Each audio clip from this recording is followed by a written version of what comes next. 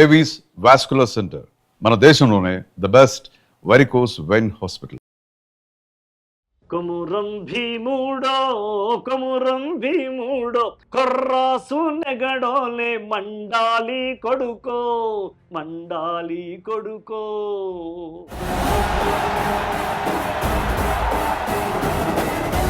సినారే గారికి మీరు ఒక తండ్రి స్థానం ఇచ్చారు. అలాంటి సినారే అవార్డు మీకు రావడం ఎలా అనిపిస్తుంది? కడుపులో పట్టనంత లేదా మనసులో పట్టనంత మెదడులో పట్టనంత ఆనందం అంటారు. ఈ అవార్డు రాగానే ఫస్ట్ ఈ ఆనందాన్ని ఎవరితో పంచుకున్నారు? మావిడ సంగీతం. కవికి ప్రస్తుత ముఖ్యమంత్రి గారు ఇచ్చే గౌరవం అంటే ఒక జర్నలిస్టుగా కళ్ళు చెమర్చిన సంఘటన. అందశ్రీ గారు చనిపోయినప్పుడు ఆ పాడే అలసాని పెద్దలకు గౌరవం ఇవ్వడానికి శ్రీకృష్ణదేవరాయలు పల్లకి మాత్రమే మోసినాడు. అందశ్రీ పాడే మోసినాడు రేవంత్ రెడ్డి గారు. నాకెందుకు ప్రేమ ఉండదయ్యా? రేవంత్ రెడ్డి గారి ప్రభుత్వంలో సుద్దాల అశోక్ తేజ్ గారు ఏదైనా కీలక పదవిలో కనిపించబోతున్నారా? మీ ఐ డ్రీమ్ అంటారు కదా, ఐ డ్రీమ్ ఆల్సో. ఒక పేపర్ మీద ఒకవైపు పూర్తిగా రాస్తే ఒక పాట అయిపోద్ది. అంత చిన్న శ్రమ 2 లక్షలు 3 లక్షల రూపాయల రెమ్యునరేషన్ ఉంటుంది. మీరు పనిగట్టుకొని కూర్చొని వందల పేజీలు ఉండే పుస్తకాలని రాస్తున్నారు. కన్ను మూసేదాకా పెన్ను మూసేదిలే బా పెన్ను మూసేదాకా కన్ను మూసేది లే. ఇది తగ్గేదే లేకంటే పవర్ఫుల్గా ఉంది. చిరంజీవి గారికి ఠాగూర్ అయిపోయిన తర్వాత మీరు స్టాలిన్ అని చెప్పి ఒక సినిమాలో పాట రాశారు, సూర్యుడే అని చెప్పేసి. గౌరవనీయ ముఖ్యమంత్రి రాజశేఖర రెడ్డి గారు చనిపోయినప్పుడు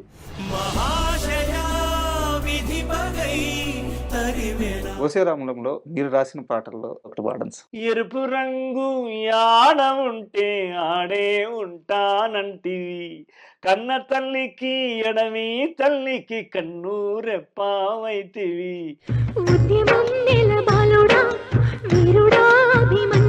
తెలంగాణ స్త్రీలు పడిన బాధాకరమైన సంఘటనల గురించి. భర్తలను మధ్యలో కట్టేసి భార్యలను నగ్నంగా పాడించడం అనేది, ఆడించడం అనేది. మీ మీద అసలు చలం ప్రభావం లేదా? దండిగా ఉంది. నాకు మొట్టమొదటి నంది అవార్డు వచ్చింది. చలం గారి గురించి చాలా మందిలో చాలా పెద్ద అపోహ ఉంటది. చలం పుస్తకాలు చదివానని విడాకులు ఇచ్చిన సుద్దాల అశోక్ తేజకి నేషనల్ అవార్డు ఎందుకు ఇచ్చారు? ఆ అవార్డు వెనక్కి తీసుకోవాలి. మన సౌత్ నుంచి లెటర్ వెళ్ళింది, అది ఒక గ్రూప్ గా ఏర్పడి ఎలా తీసుకున్నారు ఆ క్షణంలో? మొట్టమొదటిది నాకు జీవితంలో సినిమా పరిశ్రమకి గద్దర్ గారి కాంట్రిబ్యూషన్ ఏంటి, ఎంత, ఆయన పేరు పెట్టి అవార్డ్స్ కరెక్టేనా అని మాట్లాడే వాయిస్లు కూడా కొన్ని ఉన్నాయి. వాళ్ళకి మీ సమాధానం ఏంటి? సినిమా పరిశ్రమకి నందికి ఉన్న సంబంధం.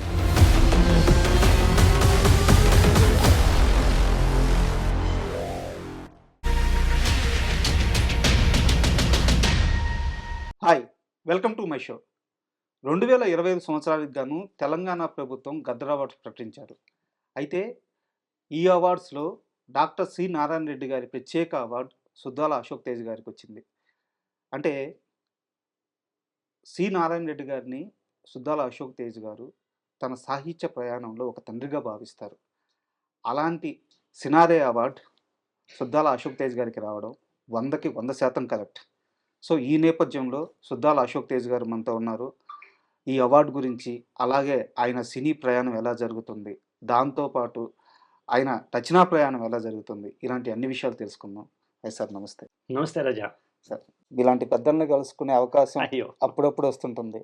చాలా ఆనందంగా ఉంది సార్. ఎందుకంటే మీరు రాసిన కొన్ని వందల పాటలు టీవీలోనో ఫోన్లోనో వింటూ ఉద్వేగం చెందుతూ కొంత జ్ఞానం పెంచుకుంటూ రకరకాల భావోద్వేగాలకు గురైన లక్షలాది మనుషుల్లో నేను ఒకరిని.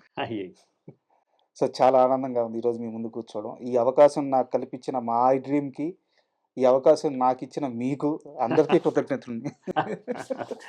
థ్యాంక్ యూ బా, all the best sir. God bless you Raja. Sir, చాలా సభల్లో చాలా సందర్భాల్లో సినారే గారికి మీరు ఒక తండ్రి స్థానం ఇచ్చారు. అన్ని విధాల మీరు ఆయన గురువుగా భావిస్తారు. అలాంటి సినారే అవార్డు మీకు రావడం ఎలా అనిపిస్తుంది?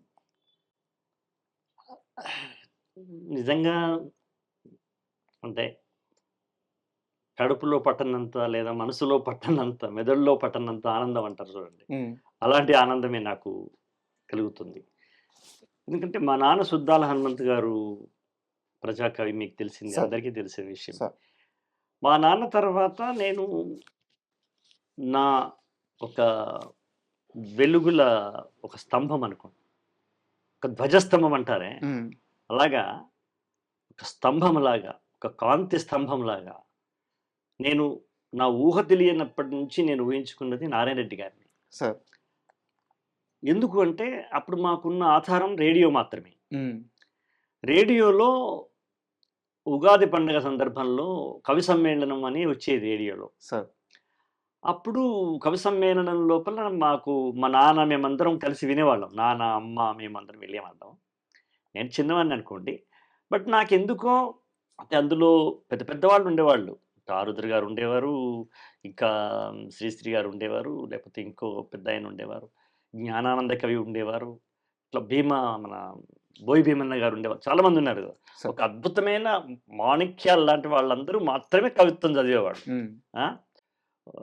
అది ఎందుకు అంటే మరి మా నాన్నకి గూడా నారాయణ రెడ్డి గారంటే ఒక ప్రత్యేకమైన గౌరవం ఉండేది. సార్. ఆ! అప్పుడు వాళ్ళల్లో ఆయన యువకుడు. హ్మ్. ఎవరు?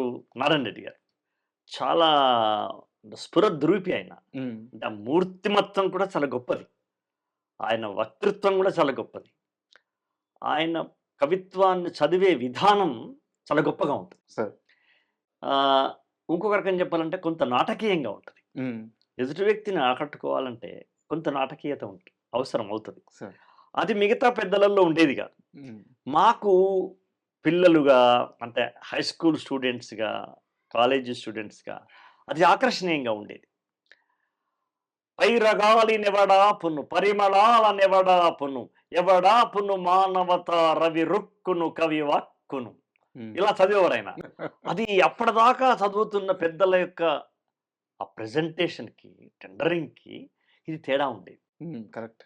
అలా నేను నారాయణ రెడ్డి గారిలాగా కవిత్వం రాయాలి, హ్మ్. చదవాలి. నారాయణ రెడ్డి గారిలాగా సాహిత్య ఉపన్యాసాలు ఇవ్వాలి. హ్మ్. నారాయణ రెడ్డి గారిలాగా సినిమా పాటలు రాయాలి. సార్. ఇవి చిన్ననాడే నా లోపల పడినటువంటి విత్తనాలు. హ్మ్. ఇంట్లో ఎలాగో పాట అల్లిక ఉందిగా. హ్మ్. నాన్నగారిది. నాన్నతో ఇంట్లో ఎట్లాగో పాట అల్లిక ఉంది. కొత్త కొత్త పాటలు మొట్టమొదలు మా అమ్మకే వినిపించేవాడాయన. హ్మ్. అది మేము వద్దన్నా మాకు వినబడేది గదా! మా హ్మ్. అమ్మ మమ్మల్ని ఒళ్ళో కూర్చోబెట్టుకోవడం, పక్కన కూర్చోబెట్టుకోవడం, మా నాన్న పాడుతుంటే మా నాయన హార్మోనియం వాయిస్తూ లేదా సితార వాయిస్తూ పాడేవాడు. అది తెలియకుండానే సహజాతి సహజంగా ఉగ్గుపాలతో వచ్చినట్టుగానే మాకు ఆ వాతావరణం మా హృదయంలో ప్రవేశించింది. హ్మ్. దానికి తోడు ఈ రేడియో వల్ల, ఈ సినిమా పాటల వల్ల రేడియో ద్వారా సినిమా పాటలు వింటాం కదా! అవునవును. అప్పుడు నారాయణ రెడ్డి గారు రచన, హ్మ్. గానం ఘంటసాల అనగానే ఇదేదో కొత్తగా ఉంటదనిపించింది నాకప్పుడు. ఈ నల్లని రాలలో ఇలాంటి పాటలు.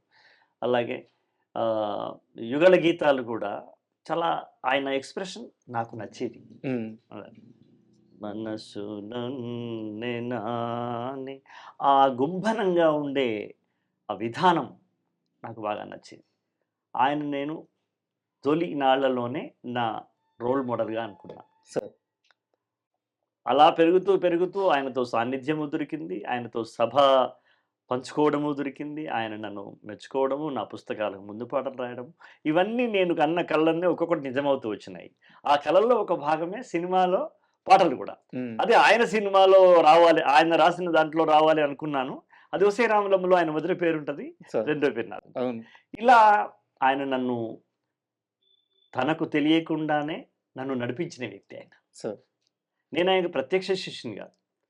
ప్రతిక్షణ శిష్యుడిని. అబ్బా! ఎంత గొప్ప మాట అన్నారు. కనుక ఆ ప్రభావం నా మీదుంటది. అలాగని నేనెక్కడా నారాయణ రెడ్డి గారి పాటని గాని, దేన్ని గాని నేను అనుకరించను. హ్మ్. మీరు ఆయన పద్ధతిలో అనేది ఉండదు. కాపోతే ఆయన నన్ను ప్రభావితం చేసినారన్నమాట సత్యం. సార్. అట్టనమాట. అంతే. సార్ ఈ అవార్డ్ రాంగానే ఫస్ట్ ఈ ఆనందాన్ని ఎవరితో పంచుకున్నారు? మా ఆవిడతోనే. హ్మ్. మా నేను ఒక ఫంక్షన్‌లో ఉన్నాను నేను. అంటే హ్మ్. మా చిన్న మనవరాలు నర్సరీ పిల్లలు ఉంటారు కదా, ఉమ్, నర్సరీ పిల్లలకు గ్రాడ్యుయేషన్ అని చేస్తారు ఈ ఇంగ్లీష్ మీడియం స్కూళ్ళలో. అవునవును. ఆమె నర్సరీ నన్ను ఆహ్వానించింది, తాత నువ్వు రా అని. అంటే వాళ్ళ టీచర్ని తీసుకొచ్చి నాకు ఇన్విటేషన్ ఇచ్చింది, ఉమ్, మా గ్రాడ్యుయేషన్ పట్టా ఇప్పటికి నువ్వు రావాలని. నేను మా మిస్సెస్ ఆ కార్యక్రమంలో ఉన్నాం, ఇక్కడ దగ్గరే జోషి విద్యానికేతన్లో సరే. ఉంటే నాకు మెసేజెస్ వస్తున్నాయి. మనం ఆపేస్తాం కదా ఇప్పుడు ఇప్పటిలాగా ఉమ్, ఆపేస్తా ఉంటే టిక్ టిక్ అని వస్తూ ఉంది. నేను అక్కడ మాట్లాడే దాంట్లో పిల్లలకు ప్రైజులు ఇవ్వడంలో కాన్సన్ట్రేట్ అయి ఉన్నా. అదంతా అయిపోయి దిగి మళ్ళీ కారెక్కుతున్నప్పుడు అప్పుడు చూస్తే మన మిత్రులు ఉన్నారు కదా, మీలాంటి మిత్రులు ఉంటారు కదా, సరే. అనేక మంది మన ఛానల్స్ వాళ్ళు మిత్రులు, సాహిత్య పత్రిక అందరూ ఉన్నారు. అన్న నీకు నేను నారాయణ రెడ్డి గారు తొలి అవార్డు వచ్చింది, తొలి అవార్డు నీకు ప్రకటించింది గవర్నమెంట్ అనే విషయం అప్పుడు నేను ఓపెన్ చేసి చూస్తే భరద్వాజ గారు, తమ్మాడు భరద్వాజ గారు వినిపిస్తున్నారు, ఉమ్, ఇట్లా ఇట్లా ఒక్కొక్కరికి ఇది అని. నేను ఫస్ట్ నేను అనుకుంది అంటే నాకు గద్దర్ అవార్డు నేను ఈ మధ్యన గొప్ప పాటలు ఏం రాయలేదే ఉమ్, అనుకున్నా. ఉమ్, ఫస్ట్ అనుకున్నది సరే. కన్నప్ప రాశాను, మంచి పాటలు రాశాము. గొప్ప పాటలు ఏం రాసాము, ఎలా వచ్చింది అనుకున్నా. తీరా చూస్తే అది సంవత్సరం వచ్చిన పాట కాదు, మొత్తం నా కెరియర్ మీద ఇచ్చినటువంటి అవార్డులలో సరే. అదే పెద్దవాళ్ళందరికీ ఇచ్చినారు. అందులో నిజంగా చెప్పాలంటే అంత పెద్దవాళ్ళు చిరంజీవి గారు లాంటి మహానుభావులతో పోల్చుకుంటే మనం చిన్నవాళ్ళమే కదయ్యా సరే. కదా. ఆ వరుసలో నా పేరు ఉండడం అనేది, అందరికన్నా చిన్నవాడిని నేనే ఇప్పుడు అలా దాంట్లో. ఒక సంగీత శ్రీనివాసరావు గారు, నారాయణమూర్తి గారు, జయసుధ్ గారు, మరి చిరంజీవి గారు, కమల్ హాసన్ అవును, గారు, అవును. ఆ దాంట్లో మనము రావడం అనేది బహు ఆనందం అనమాట. సరే. మహదానందం అంటారు కదా. మీకు బాగా నచ్చిన, బాగా ఇష్టమైన సి నారాయణ రెడ్డి గారి ఒక్క పాట పాడమంటే ఏ పాట పాడతారు సార్? నన్ను ప్రభావితం చేసిన పాట, నన్ను ఆలోచింపజేసిన పాట అమరశిల్పి జక్కన్లో ఈ నల్లని రాళ్ళలో ఏ కన్నులు తాగాను. ఉమ్, మేము స్కూల్కి నడిచి వెళుతూ ఉంటే రాళ్ల గుట్టలు ఉండేవి మాకు. అవి మాకు వాటితో మేము దెబ్బ తాకించుకుంటే ఎర్రని రక్తం వచ్చేది మాకు. ఉమ్, జారి పడితేనో దాని మీద రచ్చబండలాగా ఆడేవాళ్ళం, జారుడు బండ ఆడతాం. ఇంత కఠినంగా ఉండి ఈ రాళ్లలో కళ్ళున్నాయంటాడు, ఏంటి ఈ పెద్ద మనిషి, అసలు ఈయనకి ఏం కవిత్వం ఇది అని ఆయన మీద రివర్స్గా ఆలోచించడంతో మొదలైంది ఆయన గురించి ప్రయాణం. ఉమ్, మాకేమిక ఇప్పుడు ఈ నల్లని రాళ్ళలో ఏ కన్నులు తాగాను అనేది ఒక పెద్ద శిల్పం మీద రాసినాడని మా 6వ తరగతి పిల్లలకి ఏం తెలుసు. ఉమ్, అలా అనుకుంటూ వినడం మొదలుపెట్టి మా నాన్న దగ్గరికి వెళ్ళి అడిగాం. ఉమ్, అప్పుడు నాన్న చాలా వివరించినాడు ఆయన. ఈ నల్లని రాళ్ళలో ఏ కన్నులు తాగాను అనేది ఒక శిలను శిల్పంగా చేస్తున్నప్పుడు కళ్ళు నల్లగా ఉంటాయి కదయ్యా, ఉమ్, అందులో రాళ్లల్లో కళ్ళని చూస్తున్నాడు ఆయన. అది గొప్ప భావ వ్యక్తీకరణ రాని. అప్పుడు మాకు అది కూడా పెద్దగా అర్థమైనట్టు లేదు. మొత్తానికి ఆ పాట నన్ను పట్టుకున్నది అది. సార్, అంటే యాక్చువల్గా నేను ఇంటర్వ్యూ మధ్యలో కానీ లాస్ట్లో కానీ అడగదాం అనుకున్నాను, కానీ ముందే ప్రస్తావన వచ్చింది. ఈ అవార్డు రాగానే ఎవరితో పంచుకున్నానంటే మీ అర్ధాంగి పేరు చెప్పారు. పక్కనే ఉన్నారు. అయితే నాకు ఒక చిన్న ఇన్ఫర్మేషన్ తెలుసు సార్. సినిమాలో అవకాశాల కోసం ప్రయత్నిస్తున్న కాలంలో ఒక రాత్రి అంతా నిద్ర లేకుండా ఒక్క అవకాశం కోసం, అది ఒక రకమైన అవమానమే. అంతే. అది అవమానింపబడుతున్నారు అని మీకు కూడా తెలుసు. ఆ రాత్రి అంతా నరకం అనుభవించి ఇంటికి వచ్చి ఆమె భుజం పైన తలబెట్టి బోరున ఏడ్చి సత్యం బాబు, సత్యం రాజా, ఈ మొత్తం ప్రయాణంలో ఆమె సహకారం, ఆమె తోడ్పాటు, ఆమె ప్రేమ అనంతం. దాన్ని మనం ఒక పరిధిలో చేర్చి చెప్పలేనంత. తన తోడ్పాటు లేకపోతే మనకు పాట లేదు. ఒక్క మాట ఎందుకు అవసరమా గవర్నమెంట్ జాబ్ వదిలేయడం అవసరమా అని ఒక్క వాక్యంతో పరిసమాప్తమయ్యేది నాది సినీ జీవితం. కానీ నా మీద ఆమెకున్న నమ్మకం కావచ్చు, లేదా మేము పెళ్లి చేసుకున్నప్పుడు నేను వెర్రి వెర్రి పాటలు, పిచ్చి పిచ్చి పాటలన్నీ ఆమె మీదనే అల్లి పాడిన క్షణాలు కావచ్చు. పాడారా? ఉంటాయి కదా. ఇప్పుడు ఎవరు ఆర్టిస్టు భార్య ఇష్టమైతే ఆమె బొమ్మ గీసి చూపిస్తాడు, మేము ఆమె ఏదో కుందరాగం తీసి చూపిస్తాం, అంతే కదా. అలా ఒక నమ్మకం ఏర్పడుతుంది కదా, ఇతను ఇలా చేయగలడు అని. నేను ఎప్పుడో మేము చిన్న డబ్బ రూమ్లో ఉండేవాళ్ళం రాజా. అంటే 3 వైపులా రేకులు ఉండేవి, ఒక పైన రేకు ఉండేది, ఒక సిమెంట్ గోడకు ఇటువైపు ఇటువైపు ఇటువైపు రేకులు, పైన రేకు ఉండేది. అందులో మేము కాపురం చేసాం, మా మొదటి కాపురం అది నేను పెద్ద అజానుబాహు అమితాబ్ బచ్చన్ కాదు కదా, నాకు కూడా కాళ్ళకు తాకే అంత దగ్గరే ఉండేది రేకు డోరు. ఇంత పొట్టిగా ఉన్నా కూడా అది మా కాళ్ళకు తాకిత. అందులో మేము ఉన్నాం అనమాట. కాళ్ళు ముడుచుకొని పడుకోవాలి. ముడుచుకోవాల్సిన పరిస్థితి. అప్పుడు నేను విశాల్ ఆంధ్రలో పనిచేస్తున్నాను. అప్పుడు బహుశా నాకు నాకు రూ. 175 ఏదో సంథింగ్ జీతం నాకు. ఆ రోజులలో కూడా మేము చాలా ఆనందంగానే ఉంటూ నేను నడియడారిలో జాబిలి దిగి వచ్చింది అని నేను తన మీద పాట ఇలా తమాషాగా ఉంటుంది కదా. ఇప్పుడు ఆమె కూడా పల్లెటూరు నుంచి వచ్చిన అమ్మాయి, నేను అంతో ఇంతో పట్టణంలో చదువుకున్న అబ్బాయిని. సో నా ఎక్స్ప్రెషన్స్ అన్ని పాట రూపంలో ఉండేవి కనుక ఆమెకు మరి ఏదో ఒక నమ్మకం అయితే ఉంది. ఇతను వాళ్ళ నాన్న కూడా పాటలు రాస్తాడు, ఇతను కూడా వెళ్తా అంటున్నాడు, బహుశా బాగా చేయగలడేమో. అంత పూర్వమే నేను మెట్టుపెల్లిలో, అంటే ఇదేమో ఒక జీవితం, బిగినింగ్ జీవితం. నేను గవర్నమెంట్ టీచర్గా ఉన్నప్పుడు కొంచెం బాగానే ఉంటాం కదా ఆ రోజులలో. ఆ పల్లెటూరులో టీచర్ని, మాకేం తక్కువ. అప్పుడు మేము అప్పటికే నాకు ఆ కరీంనగర్ జిల్లాలో నాకు ఒక కలెక్టర్ సమావేశమైన, ఒక ఎమ్మెల్యే గారు వచ్చిన నన్ను పిలవడము, నాతోని ఉపన్యాసం చేయించడం, ఒక పాట చేయించడం, ఇవన్నీ తను చూస్తుంది కదా. ఓకే. అక్కడ ఉన్న పెద్దలు, సాహిత్య పెద్దలు ఉండేవాళ్ళు. అంద వెంకటరాజన్ గారిని, ఆయన అవధాని, అలాగే శ్రీగారి శంకర కవి గారని ఒక పెద్ద కవి, వీళ్ళందరూ కూడా నా పాట విషయంలో, నా మాటల విషయంలో వాళ్ళు మెచ్చుకునేవాళ్ళు. ఇదంతా చూస్తుంది కాబట్టి ఏమో ఇతను కూడా తప్పేముంది, వెళ్తే నిలబడతాడు కావచ్చు అనే నమ్మకం నన్ను నడిపించింది, ఆమె సపోర్ట్. సరే, అది సీరియస్ క్వశ్చనే. మీరే ఇందాక అన్నారు, నేను పనుకుంటే కాళ్ళు ముడుచుకొని పనుకోవాల్సినంత ప్లేస్లో ఉండాల్సి వచ్చిన రోజులు కూడా ఉన్నాయని చెప్పేసి. మీ నాన్నగారు హనుమంతరావు గారు, వారి గురించి అంటే మీ ముందు కూర్చోవడమే నాకు ఈ జన్మ అదృష్టం. హనుమంతరావు గారి గురించి నేను కొత్తగా పరిచయం చేయడం, వారి గురించి మాట్లాడడం, ఆయన నిజంగా అంత గొప్ప వ్యక్తి. నాకు ఒక చిన్న సంఘటన తెలుసు. చిన్న సంఘటన కాదు, చాలా పెద్ద సంఘటనే. వారు ఒక సిద్ధాంతాన్ని నమ్మి ప్రయాణిస్తున్న కాలంలో రాజకీయ అవసరం కోసం అవతల వాళ్ళు నువ్వు ఈ విధానాన్ని నమ్మి పక్కకు వచ్చేసి మా సైడ్ వచ్చేస్తే, ఆ రోజుల్లో వాళ్ళు ఆఫర్ చేసిన అమౌంట్ కొన్ని తరాలు కూర్చొని తినేంత అమౌంట్, భూమితో సహా ఇచ్చారు కదా. హైదరాబాదులో ఇల్లుతో సహా ఆఫర్ చేశారు. నాన్న దాన్ని సున్నితంగా తిరస్కరించారు. అమ్మ కాస్త కోపంగా తిరస్కరించింది. మా నాన్న చాలా నమ్రత గల మనిషి. ఆయన పాటల్లో ఉన్న పట్టుతర వేగత్వము మాటల్లో ఉండేది కాదు. ఆయన చాలా వద్దండి, మేము ఒక దానికి అంకితమై ఉన్నాం కదా, ఇట్లా మాట్లాడే పద్ధతి. మా అమ్మ, ఏమనుకుంటున్నారు మీరు, అసలు గంట సేపటి నుంచి మా ఆయన్ని సతాయిస్తున్నారు అంటే, దీనికి మేము అమ్ముడుపోతామని కదా మీ ఉద్దేశం. ఏమేమి ఆఫర్ చేశారు సార్? నాగార్జున సాగర్ ఆయకట్టు కింద ఒక 10 ఎకరాల భూమి, హైదరాబాద్లో ఒక ఇల్లు, అప్పుడు ఒక 10,000 రూపాయలు. అప్పుడు నిజంగా చెప్పాలంటే ఆ వచ్చిన వాళ్ళకి టీ తప్ప భోజనం పెట్టే పరిస్థితులు లేదు ఇంట్లో. పేదరికమే. టీ మాత్రమే పోయగలదు. అది కూడా ఎందుకు అంటే, ఇరుగు పొరుగు వాళ్ళు అవసరమైతే పుణ్యానికే వస్తారు కదా పాలు అలా చేయగలరు. ఒక మజ్జిగ ఇవ్వగలదు, లేదా చల్ల అంటాం మేము, చల్ల ఇవ్వగలదు. కానీ వాళ్ళ వచ్చిన 10 మందికి కూర్చోబెట్టి కందిపప్పుతో కూడా భోజనం పెట్టలేని పరిస్థితిలోనే ఉన్నారు వాళ్ళు. అయినా సిద్ధాంతం, నమ్మిన విధానం అది. కానీ నాకు ఇంకో విషయం కూడా తెలుసు సార్, ఇది కరెక్టో కాదో మీరే చెప్పాలి.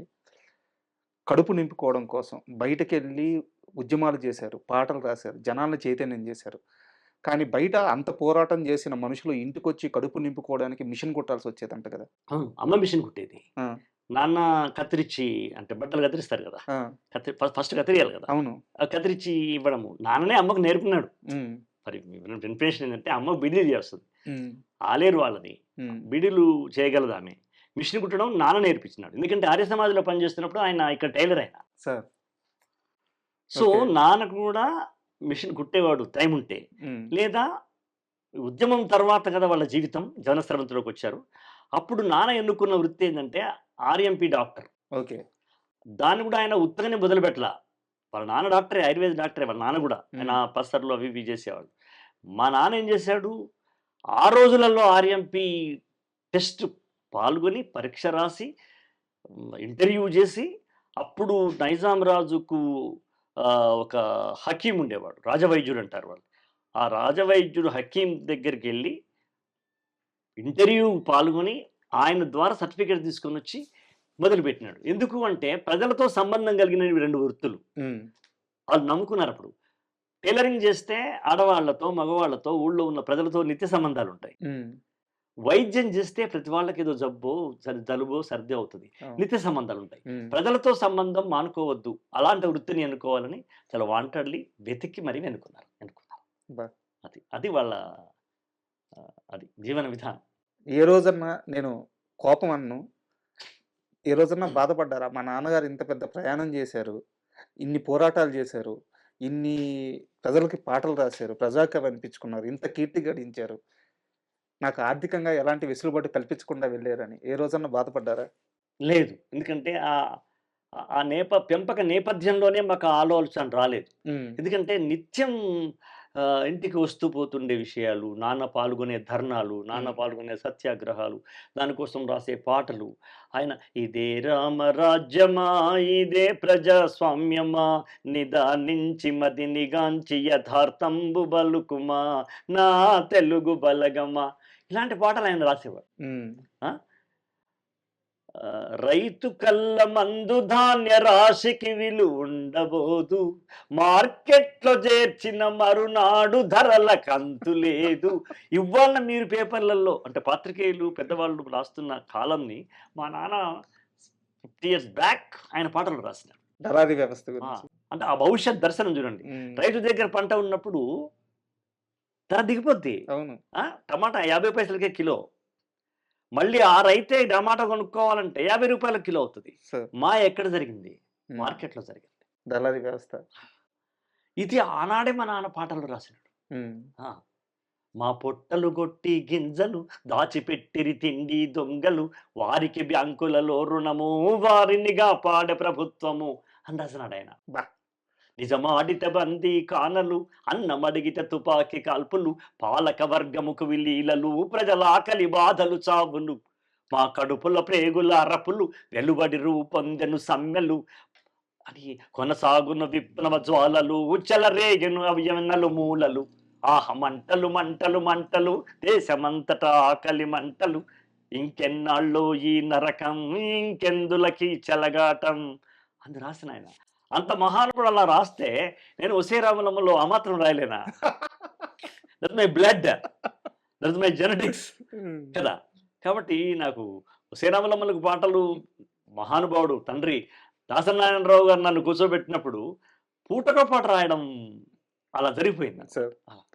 నేను చచ్చిపోతున్నా రేపే డప్పై పుడత, నీ ప్రస్థానానికి నే విప్లవాల దరువవుతా అని రాయడం నాకు అది నీలప్రాయం కదా. అంతే కదా. దట్స్ మై బర్త్ రైట్ అన్నమాట. నా జన్మ హక్కు కదా. ఎవరినైనా ఈ పదం ఎలా పుట్టింది అడగొచ్చు కానీ సుద్దాల అశోక్ తీసిన అడగకూడదు. ఎందుకంటే ఆయన పుట్టింది పెరిగింది పాటలు ఉంటుంది, మొత్తం పాటలోనే. కాబట్టి ఆ క్రెడిట్ గోస్ టు అమ్మా నాన్న. సార్ గ్రేట్ పర్సన్ సార్, చాలా గ్రేట్ పర్సన్ ఆయన. అయితే వాళ్ళు ప్రజల కోసం బతికినారు రాజా. వాళ్ళు ఎలాంటి ఆఫర్స్ వాళ్ళు స్వీకరించడం లేదు, ఎలాంటి ప్రలోభాలకు లోనవ్వలేదు. ఇవాళ మనం చూస్తున్న రాజకీయ నేపథ్యం వేరు. పొద్దున ఒక జెండా, ఒక కండువా ఉంటుంది, మధ్యాహ్నం ఒక కండువా ఉంటుంది, మళ్ళీ రాత్రికి మళ్ళీ సేమ్ కండువకు వస్తారు. ఇది మనం చూస్తున్న నేపథ్యం. కానీ వాళ్ళు కొంచెం సత్యకాల మనుషులు కదా.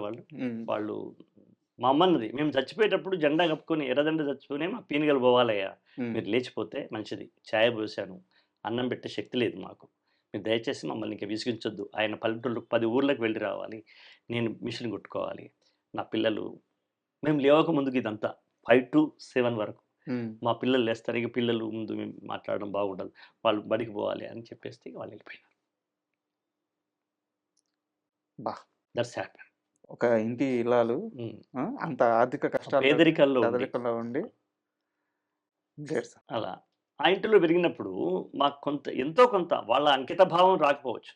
నాన్న ప్రజల కోసమే మనిషి బతికినాడు. ఆయన పల్లెటూరు పిల్లగాడ మా భూమిలో వచ్చిందంటే ఆయన సినిమా ఫీల్డ్కి వచ్చి అయ్యా మీ సిచ్యువేషన్ చెప్పండి కాదు, అది ప్రజల్లో బాగా ప్రాచుర్యం ఉన్న పాటను తీసుకున్న తర్వాత ఈయన ఆయన పేరు పెట్టినాడు ఎవరిదని కనుక్కొని. అది విషయం. నాన్న ఎప్పుడు సినిమా కవి కాదు. ఈ సినిమా సేద్యం, ఈ సినిమా సాహితీ సేద్యం మొదలైన క్షణం అంటే ఇక లేదు, ఇక దిగాలి, ఇక ఈ ప్రయత్నం ఉధృతం చేయాలి అని తొలిసారి మీకు అనిపించి తొలిసారి మీరు ప్రయత్నించిన సందర్భం ఏంటి?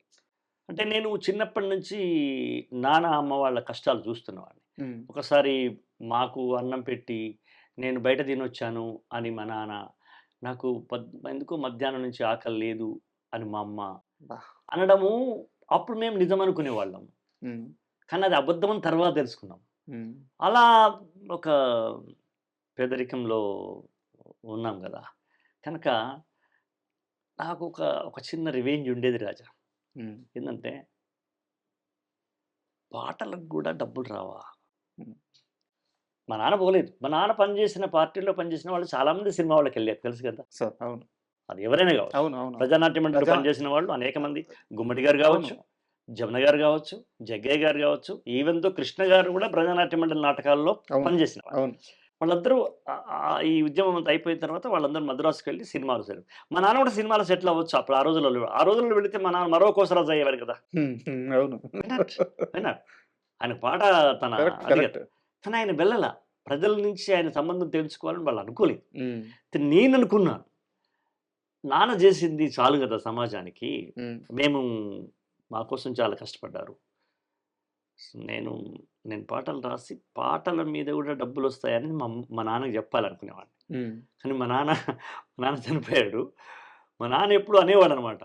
"అరేయ్ నాన్న సినిమాలో పాటలు రాస్తే రూ. 116 ఇస్తారటరా" అనేవాడనమాట. అవును. ఇస్తారు మరి వాళ్ళు పుణ్యానికి ఏంటంటే, పాటకు కూడా పైసలిస్తారా? అబ్బా! అంటే ఇదేదో పంచిపెట్టే ప్రసాదంలాగా భావించినాడాయన. ఆయన కొంచెం ఆధ్యాత్మిక జీవి గదా! పాట అనేది ప్రజలకు పంచాల్సిన ప్రసాదం లాంటిదనుకునేవాడాయన. ఆ! హ్మ్. కానీ అది ఎంత ప అమాయకంగా అడిగారు సార్. అంటే అంటే పచ్చనోటల సంగతి తెలీదు గదా! ఆయనకి. అలా. సో, దిగారింక. నేను అట్లా నా లోపల భీష్మ ప్రతిజ్ఞలు అనేక విడతలుగా పడిపోయినాయి నా మనసు లోపల. హ్మ్. మా ఇంట్లో ఇబ్బంది పడ్డ ప్రతి క్షణం నేను అనుకునేవాడిని. హ్మ్. ఈ ఇబ్బంది నేను మా అమ్మకు రానివ్వద్దు, మా నాన్నకు రానివ్వద్దు అనుకునేవాడిని. మా నాన్న లేడనుకోండి. బట్ అనుకునేవాడిని. హ్మ్. మనం సంపాదించి చూపిద్దాం పాటలు హ్మ్. అని నేను ఇటువైపు వెళ్ళలా. నేను మ్యాథమెటిక్స్, సైన్స్ వైపు ఎటు వెళ్ళలా. నా దృష్టి ఎప్పుడు పాట మీదనే ఉంది. సార్. పాట మీదనే ఉంది. మా అమ్మ గూడా నన్ను నువ్వు సైంటిస్ట్ కావాలి, అదే డాక్టర్ కావాలి బిడ్డ, నువ్వు ఇంజినీర్ కావాలి బిడ్డ ఏనాడు అనలే. మీ హ్మ్. నాన్న లెక్క పాట రాయి బిడ్డ. నువ్వు అంటున్నావు గదరా! హ్మ్. పాటకు కూడా డబ్బులొస్తాయి అంటున్నావు గదా! హ్మ్. అదేదో చూపియి బిడ్డ మీ నాన్నకి. మీ నాన్నంటే తీసుకోలేదు, తీసుకోడు గానీ, నువ్వు చెయ్యి నాన్న అని మా అమ్మ జెప్పేది. నేను గూడా పక్కా దిగాలనేది ఒక మనసులో అనుకున్నా. సార్. తొలి సినిమా 'నమస్తే అన్న'. 'నమస్తే అన్న' గదా! ఆ! 'నమస్తే అన్న'. సార్ ఆ సినిమా అయిపోయిన తరువాత మళ్ళీ గ్యాపొచ్చిందా? చాలా, హ్మ్. చాలా. చాలా వచ్చింది గదా! ఏదో మళ్ళీ స్కూలుకెళ్ళిపోయేవాడిని. హ్మ్. మధ్యలో ఎవరో మా ఉత్తేజ్ ఉన్నాడు గదా! హ్మ్. అక్కయ్య కొడుకు. హ్మ్. వాడు మళ్ళీ పిలిచేవాడు. "అన్న మామయ్య ఏదో చిన్న సినిమా అది ఉంది రాయమంటే రాసుకోరాదు. హ్మ్. ఊరికే ఉంటది అట్లా" అంటే 'మాయదారి కృష్ణుడని', హ్మ్. 'రెండవ కృష్ణుడని', 'మాయదారి కుటుంబం' అని ఇట్లా ఒక 3, 4 3 సినిమాలు రాశాను. 'మాయదారి కుటుంబంలో' దాసరి గారు గూడా పాత్ర చేసినారు గాబట్టి హ్మ్. ఆ లింక్ అట్లా టచ్ అయింది. అది చరిత్ర టర్న్ అట్లా అయింది. కలిపింది. టర్న్ అయింది. చరిత్ర కలిపిందది. 'ఓసే రాములంలో' మొత్తం 11 పాటలా? 11 పాటలు నేను ఒక 7 పాటలు 7 రాశాను. పాటలు రాశారు సార్. అవును. నిజానికి దాసరి గారికి గూడా చాలా కొత్త ఆ సినిమా. అంటే అప్పటిదాకా ఆ నేపథ్యంలో ఆయన జోనర్ అది గాదు. అది కాదు ఆయన జానర్. అంతకుముందు ఒక్కటి చేసాడు. 'ఒరే రిక్షాతో' ఆయన జోనర్ హ్మ్. స్టార్ట్ అయింది. హ్మ్. ఇది ఈ జోనర్. హ్మ్. బట్ పూర్తి తెలంగాణ 'ఒసేయ్ రామలమ్మని' 'ఓసే రాములమ్మ' 'ఒసేయ్ రామలమ్మ.' మీరు కొత్త. హ్మ్. అంతే గదా! పరిచయం అప్పుడే ఆ! పరిచయం. మీరు చాలా కొత్త. మిమ్మల్ని నమ్మడానికి మీరు చూపిచ్చిన విద్వత్తేంటి ఆయనకి ఉదాహరణగా? ఆయన 15 నిమిషాలు ఇచ్చిన టైం 2:30 గంటల దాకా ఆయన పాడించుకున్నాడు నాతో. హ్మ్. నాకు పాడే అలవాటుంటది. సార్. మేము సరదాగా అంటుంటాం. పాడుగుణం ఉంటది మాకని. పాడుకున్న పాట పాడుగుణం అంటాం కదా! ఆ! పాడుగుణం ఉంటది మాకు. ఎవరికైనా ఐయామ్ నాట్ ఓన్లీ నేను నా గురించి చెప్పట్లేదు. ఏ రచయితకైనా సార్. పాడుతారు. గొంతు ఎలా ఉందన్న సంగతి తర్వాత. అలా నేను ఆయన ఫస్ట్ నాకిచ్చిన టైం 15 నిమిషాలు 2:30 గంటల దాకా ఆయన మిగతా పనులు ఆపేసి నా పాటలతో ఆయన గడిపినాడు అంటే నాకొక నమ్మకం వచ్చేసింది. ఆయన గూడా నా మీద వీడిని మనం అద్భుతంగా మనం తీసుకురావచ్చు అనే నిర్ణయం ఆయనకొచ్చేసింది. సార్ మీకు అభ్యంతరం లేకపోతే ఆ రోజు దాసరి గారి ముందు మీరు వినిపించిన పాటల్లో ఏదైనా ఒక్క పాట ఇప్పుడు పాడండి. నేను మొట్టమొదలు ఆయనకు వినిపించిందే నేలమ్మ నేలమ్మ నేలమ్మ నీకు వేల వేల వందనాలమ్మ ఆయనన్నాడు. ఇంతకు పూర్వం నువ్వు 4 సినిమాలు రాశానంటున్నావు. ఆ పాట ఒక్కటి గూడా పాడొద్దన్నాడాయన. హ్మ్. హ్మ్. హ్మ్. ఒక్కటి కూడా పాడొద్దవి. హ్మ్. నాకు తెలుసులేరా అవి ఎలా ఉంటాయని నాకు తెలుసు గాని. నువ్వు ఈ సంబంధం లేకుండా ఏం రాసావు? I want that. నీ పూర్తి సహజత్వం నాకు తెలవాలంటే. అంటే అవే నా దగ్గర ఎక్కువ ఉన్నాయి అప్పుడు. అప్పుడు నేను నేలమ్మ నేలమ్మ నేలమ్మ నీకు వేల వేల వందనాలమ్మ, సాలేటి వానకెత్తుళ్ళింత, సాలు సాలుకు నువ్వు బాలెంత. అయిపోయింది ఆయన. అన్నాడనమాట. ఆయన పసిబాలుడు ఆ విషయంలో. అంటే వీడు కొత్తోడు, వీడిని మెచ్చుకుంటే వీడు నన్ను ఎత్తికెక్కుతాడు అనుకునే చాలామంది నిర్మాతలు లాంటి వాడు కాదు, చాలామంది దర్శకులు లాంటి వాడు కాదు ఆయన. కొంతమంది దర్శకులు అట్లా ఉంటారు, మెచ్చుకుంటే ఈ డబ్బులు ఎక్కువ అడుగుతాడేమో అని అన్నట్టుగా అట్లా కాదు ఆయన. యా అన్నాడు అనమాట. శబాష్ అన్నాడు. సాలేటి వానకెత్తుళ్ళింత, ఇంకా సాలు సాలుకు నువ్వు బాలెంత, నీళ్ళనే చనుబాలుగా గాలినే ఉయ్యాలగా, పక్కల్లో రెక్కల్లో డొక్కల్లో నువ్వు సక్కంగా మోసేవు మొక్కల్ల, పర్వమొచ్చి చేను వంగి పైరు కాపు మేను పొంగి, పంట బిడ్డను రైతు బండి కెత్తినాక పగిలిపోతుందమ్మ నీ కన్న కడుపు ఇంక నేలమ్మ. అలా ఒక పాట, 2 పాటలు, 3 పాటలు, 4 పాటలు అన్ని నోటికే. అప్పుడు ఇంకా మంచి ఫామ్లో ఉన్నాం కదా. అవునవును. ఇప్పటిలాగా కాదు. ఇప్పుడు కొన్ని మర్చిపోతాను కావచ్చు, కానీ ఇప్పుడు యమా టెండూల్కర్ సిక్సర్ కొట్టే పరిస్థితి కదా. కాబట్టి ఒకదాని వెనక ఒకటి అనేక వైవిధ్యమైన పాటలు వినిపించాను. ఫిలసాఫికల్గా కూడా వినిపించాను నేను. అంటే నాన్న లోపల ఆధ్యాత్మికత ఉంది, మా ఇంట్లో పుస్తకాలు ఉండేవి. నేను హాయ్ అంటారు కదా, అంటే ఉత్తిదంతా అంటే హాయ్ అంటే సుఖం. అంటే హాయ్ అనేది లేదు కదా చెప్పింది అమ్మ. హాయ్ అంటే హాయ్ అనేది లేదు నీ అబ్బా జీవితంలో అన్నట్టు చెప్పింది కదా. అది ప్రతి తల్లి వాడే పాట. ఓ హాయ్ అమ్మా, ఇది ఒక ఫిలాసఫీ.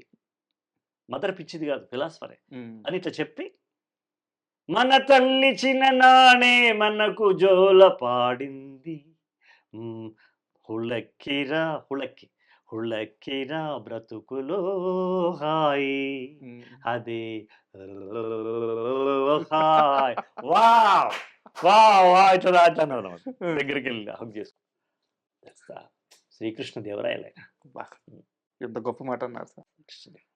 ఈ మధ్యకాలంలో రాజా వన్నం రెడ్డి అని ఒక డైరెక్టర్ని ఇంటర్వ్యూ చేశాను. వారు చెప్పారు సార్, చనిపోయే వరకు ఆయన ఇంటి నుంచి ప్రతి నెల 2 లక్షల రూపాయలు చెక్ వెళ్ళేదంట పేదవారికి. నిత్యాన్నదానం ఆ ఇంట్లో జరుగుతూ ఉండేదంట. ఆయన ఒక్కడు ఒంటరిగా భోజనం చేయడం నేను నా 25 ఏళ్లలో ఎప్పుడు చూడలే. ఎప్పుడు ఒక 10 మందితోనే భోజనం చేశాడు ఆయన. ఏ ఒక్క రోజు అది అల్పాహారం కానివ్వండి, స్నాక్స్ కానివ్వండి, టీ కానివ్వండి, భోజనం కానివ్వండి, 20 వెండి పళ్ళెలు రెడీగా ఉండేవి సార్. కింద ఎవరు ఉన్నారు, ఆయన మొదటి క్వశ్చన్, పలానా ఉన్నారు, పలానా వాళ్ళంటే పైకి రమ్మన్నారు. ఆయన్ను ప్రతిభావంతులైనటువంటి రైటర్స్ని, టెక్నీషియన్స్ని ఉంటే ఆయన పంక్తి భోంచేస్తాడు. ఆయన శ్రీహరి ఉన్నాడు, శ్రీహరి పైకి రమ్మ, అశోక్ తేజ ఉన్నాడు పైకి రమ్మ, ప్రభు ఉన్నాడు జర్నలిస్ట్ పైకి రమ్మ. ఇలా ఒక 15 కంచాలు రెడీ అయిపోయాయి. ఆ తల్లికి విసుగు లేదు, విరామం లేదు. సరే వంట చేసే వాళ్ళు ఉంటారు అనుకోని, పర్యవేక్షణ ఆమెదే. అంతే కదా. అమ్మ మా అందరికీ ఒకటేసారి భోజనం పెట్టి, గురువుగారికి ఏది ఉంటుందో మాకు అదే, అది టిఫిన్ అయినా భోజనం అయినా. అలా నేను ఎప్పుడైనా ఒక్కడు భోజనం చేసింది నేను నా కళ్ళతో చూడాలి. అది తోసరిగా ఆ సంప్రదాయము ఎవరు ఏమనుకున్నా సరే కానీ అది ఎక్కడ కనిపించదు ఎక్కువ. ఇండస్ట్రీలో ఒక సేయింగ్ ఉంటుంది సార్, లైట్ బాయ్ అంటే చాలా చిన్న స్థాయి, అవును, స్థాయి గురించి మాట్లాడట్లేదు, టెక్నీషియన్ లైట్ బాయ్ 24 క్రాఫ్ట్లో అది ఒక సెక్షన్. ఎక్కడికి వెళ్తున్నావు అంటే, నాకు డబ్బులు కావాలి, దాసరి గారి ఇంటికి వెళ్ళి కంప్లైంట్ ఇవ్వడానికి వెళ్తున్నాను అంటాడంట. అదేంద్రంటే దాసరి గారి ఇంటికి ఎవరైనా పోవచ్చు కదా. పోతే తనకు వస్తాయి లేకపోతే మొదలు తనిస్తాడు. సార్ ఇట్లా అయింది సార్, ఆయన నాకు 10,000 ఇస్తలేడు సార్ అంటే, మొదలు ఇతను 5,000 ఇస్తాడు. నేను అది చెప్తా లేరా, అది కూడా వచ్చేస్తాయి, మొదలు ఇది కానీ అని చెప్పేసి పంపించి ఫోన్ చేసి, ఏమయ్యా మాలాంటి వాళ్ళకి కదా ఎగ్గొట్టాలి, ఏం కాదు, నువ్వు 10 లక్షలు ఇవ్వకపోతే ఓకే, కానీ వాడు 10,000 కదా సార్.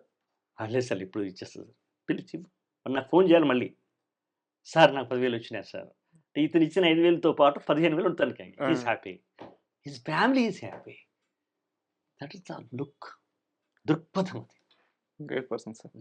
ఓసేరాములంలో మీరు రాసిన పాటల్లో నాకు నచ్చిన ఒక పాట ఉంది, నేను ఖచ్చితంగా అడిగి పాడించుకుంటాను. మీకు నచ్చిన పాట ఒకటి పాడండి సార్. నేను అంటే అన్ని సందర్భ ఉచిత పాటలయ్యా. అన్నీ కరెక్ట్‌గా కుదిరేవి. కానీ ఆ రోజులలో ఆయన నాకు తెలియకుండా చేసిన సహాయం ఏంటంటే, 4, 5 జోనర్‌లు సెలెక్ట్ చేసుకొని అన్ని రకాల రసాలలో వైవిధ్యంగా నాతోని రాయించినారు. హ్మ్. అది నాకు తెలీదు అప్పుడు ఆయన అటు చేస్తున్నాడో అది రేపు నాకు పనికొస్తదని. విషాదం, విప్లవం, బాధ, కన్నీళ్ళు, వెటకారం ఇలాంటివన్నీ ఎన్నుకొని పాడించినాడాయన. రాయించినాడు. అది నాకు తెలీదప్పుడు.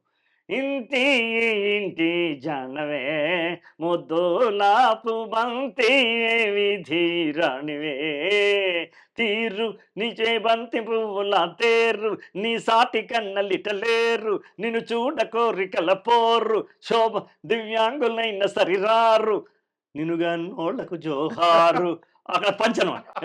ఇట్లాంటి ఒక ఒక వినోదాత్మకమైన ఇంపార్టెంట్ సన్నివేశానికి ఇది తీసుకున్నాడు. రామ సక్కని తల్లి రాములమ్మో రాములమ్మ నువ్వు రాయోలే కూసున్నా. చూడండి ఒకే రచయిత నుంచి ఇట్లా రాపిస్తే అన్ని రాయగలడు, వెర్సటైల్ రైటర్ అవుతాడు అని మొట్టమొదలే మనకొక అద్భుతమైనటువంటి ఇమేజ్ కల్పించి వదిలినట్టు కదా. అంతే కదా అది అది ఎందరు చేయగలరు. సార్. తర్వాత ఇంకో వైపు వస్తాయి విప్లవం. మీకు చెప్పాను నేను. రాములమ్మవో రాములమ్మవో రాములమ్మ ఒక విప్లవాత్మకమైన పాట. కొడుకును పోగొట్టుకుంటే ఎరుపు రంగు యాడ ఉంటే ఆడే ఉంటానంటివి కన్న తల్లికి ఎడమి తల్లికి కన్నూరెప్పావైతివి ఓ నెత్తురే పొత్తిల్లుగా ఈ నేలపై పడి ఉంటివి ఓ వీరుడా ఉద్యమం నెలబాలుడా వీరుడా అభిమన్యుడా అని పాట రాయించిన. ఇలా వైవిధ్యమైన పాటలు రాసి నాకు సినిమా ఇండస్ట్రీలో ఒక రోడ్లు ఏర్పాటు చేస్తున్నా అన్న సంగతి నాకు అప్పుడు బుర్రకు అందల. తర్వాత ఒక్కొక్కరు పిలిపించాం. అక్కడ ఇంటి ఇంటి జానం రాశాను కాబట్టి ఇక్కడ నేను వచ్చిందే రాయగలిగినాను కదా. ఓకే. అక్కడ విప్లవం పాట నేను రాయగలిగినాను కాబట్టి ఇక్కడ ఆర్ఆర్లో కొమరం భీముడు రాయగలిగినాను కదా. దారులు వేసేసారు ఆయన. దారులు వేశారు. నాకు అప్పుడు దారులు వేసాను తెలీదు. అయ్యగారు చెప్తున్నారు మనం రాస్తున్నాం అనుకున్నాం. ఇలా ఆయన చేసిన మేలు. ఇంకోటి కూడా సార్, అంటే మళ్ళీ నాన్నగారి ప్రస్తావన వస్తుంది. వారు ఇక్కడుండే నిజాం పరిపాలనలకు కానీ ఇక్కడుండే ధరల వ్యవస్థకి వ్యతిరేకంగా వెట్టి చాకిరీ వ్యవస్థకు కానీ ఎంత పోరాటం చేశారో ఓసే రాములమ్మ సినిమాలో మీరు రాసిన ప్రతి మాట, ప్రతి పదం, ప్రతి అక్షరం అప్పటి పరిస్థితులను చూపించినాయి. చూస్తే అవును. అది నాకు ఎందుకో కంటదగ్గనంగా తెలుసు కదా. నాకు నాన్న అమ్మ ద్వారా తెలుసు కదా, కాబట్టి రాయడానికి నాకు సులభమైందంటున్నా. మా అమ్మ వందల విషయాలు చెప్పింది, వేరే తెలంగాణ విషయాలు. ఎలా చనిపోయినారు, ఎలా బలి అయినారు, ఎట్లా సజీవ దహనం చేసినారు, ఎన్ని బాధలు పెట్టినారు, ఆడవాళ్ళని ఎలా ఇబ్బంది పెట్టినారు, ఒంగోబెట్టి ఎలా రాళ్ళు పెట్టినారు, లక్ష విషయాలు చెప్పేది కదా మా అమ్మ, మా నాన్న వాళ్ళ చర్చలు. ఇవన్నీ నాకు తెలియకుండానే నాకు వెన్ను పూసలో నిలిచిపోయింది. అది పెన్నులోకి వచ్చింది. మీకు ఈ మాట ఎవరన్నా ఇదివరకు చెప్పారో లేదో నాకు తెలియదు కానీ ఓసే రాములమ్మ సినిమా మీకోసం ఎదురు చూసినట్టుంది. అంతే కదా. ఎందుకంటే చరిత్ర ఆయన కొడుకు తప్పించి ఇంకెవరు రాయాలి దాన్ని? రాస్తే ఆయన రాయాలి లేదా ఆయన కొడుకు రాయాలి. అంతే కదా. అన్నీ తెలిసిన వారు, అన్నీ చూసిన వారు, వాటి మీద జీవితం అంతా పోరాటం చేసిన వారు. ఆ కుటుంబం నుంచి కానీ ఆ రక్తం నుంచి కానీ ఒక మనిషి వచ్చి రాయాలి కానీ వేరే వారికి ఎందుకు వెళ్ళదు ఆ సినిమా? అదంతే మీకోసం లక్కీగా ఆ టైం కూడా చూడండి మీరు. ఆయన 10 ఏళ్ల ముందు కూడా ఓసే రాములమ్మ తీయొచ్చు, నేను వచ్చినాక 10 ఏళ్ల తర్వాత తీయొచ్చు. అప్పుడే తీసినాడంటే నేచర్ మీట్స్ నేచర్ మమ్మల్ని కలిపినట్టుగా భావిస్తాను నేను. సార్ నేను అంటే ఈ ఇంటర్వ్యూకి వచ్చే ముందే అనుకున్నాను, నేను ఈ ఇంటర్వ్యూ వ్యూస్ కోసం చేయట్లేదు, దీని మీద ఏదో పేరు తెచ్చుకోవాలని చేయట్లేదు, నేను మీతో మనస్ఫూర్తిగా మాట్లాడాలని వచ్చాను. దీంతో సినిమా ఉండొచ్చు, సినిమాకి సంబంధం లేని ఉండొచ్చు, సాహిత్యం విషయం ఉండొచ్చు. మనము నాకు నిజాం పరిపాలనలో ఇక్కడున్న దొరల వ్యవస్థ అయితేమి ఈ మొత్తం వ్యవస్థలో తెలంగాణ స్త్రీలు పడిన అత్యధిక బాధాకరమైన సంఘటనల గురించి ఒక్కదాని గురించి, ఇది రాజా ఇది మరీ దారుణం, నా గడ్డ మీద పుట్టిన స్త్రీ ఇంతటి నరకం అనుభవించింది, ఇది నాకు తెలుసు. భర్తలను కట్టేసి భర్తలను మధ్యలో కట్టేసి బతుకమ్మలాగా పెట్టి కోళ్ళగుంజ అంటాం మేము, కాళ్ళు చేతులు దగ్గరికి వచ్చేటట్టుగా కట్టేసి వాళ్ళని మధ్యలో పెట్టి భార్యలను నగ్నంగా పాటలు పాడడం అనేది పాడించడం అనేది, ఆడించడం అనేది చాలా దుర్మార్గం కదా రాజా! బా! చాలా దుర్మార్గం కదా! తల్లి ముందు కొడుకును ప్రాణంతో గడ్డివాముల్లో వేసి తగలెట్టడం కష్టం కదా రాజా! ఎన్ని కష్టాలు. తోలు తిరగలు తీయమంటారు చూసావా? చర్మాన్ని ఒలిచేసి పుట్టల మీద, చీమల పుట్టల మీద, చెదల పుట్టల మీద పడేయడం. ఇవన్నీ ఇవన్నీ వినడానికే మనకు కష్టంగా ఉంది రాజా. ఆ రోజులలో ఎంత దారుణమైన విషయం అది. నేనది రాచరిక పాలనలో జరిగినటువంటి దొరలు చేసిన జాగీర్దార్లు, జమీందారులు చేసినటువంటి దోపిడీ, దౌర్జన్యం, రజాకారులు వాళ్ళకు తోడు కావడం. ఇది నాకు అంటే కళ్ళెదుట జరిగిన మా అమ్మ నాన్న చెప్పినంత అంతకన్నా సత్యమే ఉంటుంది నాకు. నాకన్నా ఇంకా తెలిసిన వాళ్ళు ఎవరు ఉంటారు? సార్. అంటే తెలిసిన వాళ్ళు ఉంటారు, చెప్తున్నా. నేను అడగడానికి ప్రధాన కారణం కూడా అదే సార్. అదే కదా. కాబట్టి మా నాన్న పాటల్లో రాసినాడు. బుర్రకథ రూపంలో, వగ్గు కథ రూపంలో, గొల్లసుద్దుల రూపంలో, లత్కోరు సమావేశంలో, సాధు వేషాలలో, జానపద ప్రక్రియలన్నీ తీసుకుని ఆయన మొట్టమొదటిసారి రాజకీయ నేపథ్యాన్ని, ప్రజల పోరాటాన్ని అందులో కలిపి చేసిన వాళ్ళల్లో ఇది ఫస్ట్ పర్సన్ మా నాన్న. నాన్ననే ప్రయోగం చేసిండు. గద్దరు వేసుకునే గోచి, గొంగడి, గొడ్డలి ఇదంతా కూడా నాన్న ప్రవేశపెట్టిన క్యాస్ట్యూమ్స్ అవి. నాన్న మొదలుపెట్టినాడు అది. ఒగ్గు కథ లోపల నాన్న మొదలుపెట్టినాడు. అదే సార్, నేను వేరే సినీ రచయిత దగ్గరికెళ్ళి ఈ పరిస్థితుల గురించి అడగలేను. అంటే పిల్లలు వాళ్ళకి తెలియజేసే అవకాశం లేదు. వాళ్ళ నేపథ్యం వేరు. సో నేను శ్రీవేంద్ర సీతారామ శాస్త్రి గారి దగ్గర పోయి మీరు ఈ విషయం ఎలా అడగగలరు? మీరు ఇందాక చెప్పిన 3-4 సంఘటనలు జస్ట్ వింటేనే కళ్ళల్లో నీళ్లు తిరిగినాయి. ఈ జాతి ఎలా తట్టుకుందో, ఈ గడ్డ ఎలా తట్టుకుందో. కాబట్టి నా నేపథ్యం వేరు. మిగతా కవులు, సినిమా కవులు కావచ్చు, కవులు వాళ్ళు పెద్దవాళ్ళు, వాళ్ళు గౌరవనీయులు, వాళ్ళు పూజనీయులు వాళ్ళు. అది ఆరుద్ర గారు కావచ్చు, తమ్ముడు అనంత శ్రీరామ్ కావచ్చు. ఎవరైనా వాళ్ళు గౌరవనీయులు. కానీ నాకున్న నేపథ్యం వేరు, వాళ్ళకున్న నేపథ్యం వేరు. నేను నా గూటి పాట పాడతాను కానీ ఇంకో గూటి పాట పెడతాను. కాకి కాకి గూడులో కోకిల పెరిగినా కూడా కోకిల తన పాటే పాడుతుంది, కాకి తన పాటే పాడుతుంది. నేను కాకి గూడులోంచి వచ్చిన వాడిని. నాకు ఎలా వస్తాయి కోకిల స్వరాలు? నాకు ధిక్కారమే వస్తుంది. ఈ మొత్తం ప్రయాణంలో శ్రీహరి గారు ఎప్పుడు పరిచయం అయ్యారు? ఈ సినిమాలో నేను వచ్చినాకనే, అంటే రాములమ్మ పాటలు విన్నాకనే నాకు ఒక మోహన్ బాబు గారు, ఒక శ్రీహరి గారు. మోహన్ బాబు గారిది ప్రశ్న ఉంది, అడుగుతాను. శ్రీహరి గారికి బాగా ఇష్టం ఇటువంటి పాటలు అంటే. అతను కూడా ఇక్కడ హైదరాబాద్లో బాలానగర్లో పెదరికంలో పాలు బిజినెస్ చేస్తూ వచ్చిన మనిషే కదా. అవును. కాబట్టి అతనికి హృదయంలో ఇలాంటి పాటలు అంటే ఇష్టం ఆయనకు. కాబట్టి నన్ను చాలా ఇష్టపడేవాడు. నాకు ధైర్యం చెప్పింది, నీకు పాటలు గిట్టలు లేవని చెప్పి ఇంటికి వెళ్ళిపోయి మళ్ళీ ఉద్యోగంలో జాయిన్ కావద్దు. నాకు 17 సినిమాలు వస్తున్నాయి హీరోగా, ప్రతి సినిమాలో నీ పాట ఉంటుంది అంటే 3-4 గంటల నీకు రంది లేదు. నీకేమైనా డబ్బులు కావాలంటే చెప్పు, నేను నెలకు 10,000 మీ ఇంటికి పంపించమంటే నీకు నేను ఇస్తా, నువ్వు ఇంటికి పంపించుకో. నీ బిడ్డలు, నీ భార్య బాగుండాలి కదా, 10,000 నేను ఇస్తా. అంతేగాని నువ్వు వెనక్కి నిరాశతో వెళ్ళిపోవద్దు. They will come. అది ధైర్యం చెప్పింది శ్రీహరి గారు. ఆయన ఇవ్వలా, ఇస్తాను ధైర్యంగా, అష్యూరెన్స్ కదా అది. నేను మా ఇంటికి పంపించడానికి ఏమి లేకునే నేను అడిగే పరిస్థితి నాకు లక్కీగా రాలేదు. కానీ వస్తే శ్రీహరి గారు ఉన్నారు నాకు అనే ఒక ధైర్యం ఉందిగా. అట్లా ఆ ప్రేమేనా భద్రాచలంలో? ఆ ప్రేమ చివరి దాకా కొనసాగింది రాజా నాకు. I like him. భద్రాచలంలో ఆ పాట ఒకసారి పాడతారా? ఒకటే జననం, ఒకటే మరణం, ఒకటే గమనం, ఒకటే గమ్యం, గెలుపు పొందే వరకు అలుపు లేదు మనకు, బ్రతుకు అంటే గెలుపు, గెలుపు కొరకే బ్రతుకు, కష్టాలు రాని కన్నీళ్లు రాని ఎదురేది రాని ఏమైనా కానీ ఆగిపోవద్దు, ఓడిపోవద్దు, నిద్రానికొద్దు, నింగి నికద్దు, ఒకటే జననం. ఇది నాకు నేను రాసుకున్న పాట. లక్కీగా ఆ సిచ్యువేషన్కు అతికిచ్చిన. ముందే రాసుకున్నారు ఇది? ఈ పల్లవి నేను ముందు నా మనసులో ఉంది. ఎందుకంటే నేను పొందిన అవమానాలలో వెనక్కి వెళ్ళొద్దు అని నన్ను నేను జనరేట్ చేసుకోవడం కోసం అనుకున్న పల్లవి. ఊహల పల్లకిలో అలా ఉంది. ఈ సిచ్యువేషన్ చెప్పినప్పుడు అది కుదిరింది. అంటే శ్రీహరి గారి ప్రస్తావన ఇప్పుడు తీసుకొచ్చిన, అంటే నేను కొంతమందిని ఈ మధ్యకాలంలో ఇంటర్వ్యూ చేశాను. వి సముద్ర గారిని చేశాను, చంద్రమహేష్ గారిని ఇంటర్వ్యూ చేశాను. ఎవరిని చేసినా మన రాజావనం రెడ్డి గారిని గాని, ఎవరిని చేసినా శ్రీహరి గారి ప్రస్తావన వస్తే దేవుడు. ఇలా తీసి ఇలా పెట్టే వ్యక్తే గాని, అంతే. ఆ! అంతే. ఈ ఒకరికి ఒక కష్టం వచ్చిందంటే ముందు నిలబడే వ్యక్తే గాని, అంతేగాని ఆ! ఎప్పుడు ఆ! తప్పించుకునే వ్యక్తి ఆ! కాదు. హ్మ్. అలాంటి వ్యక్తి మరణం. అది ఆ సంఘటన మీకెప్పుడు తెలిసింది? ఎలా అనిపించింది? అంటే 'మేస్త్రి' అనే సినిమాలో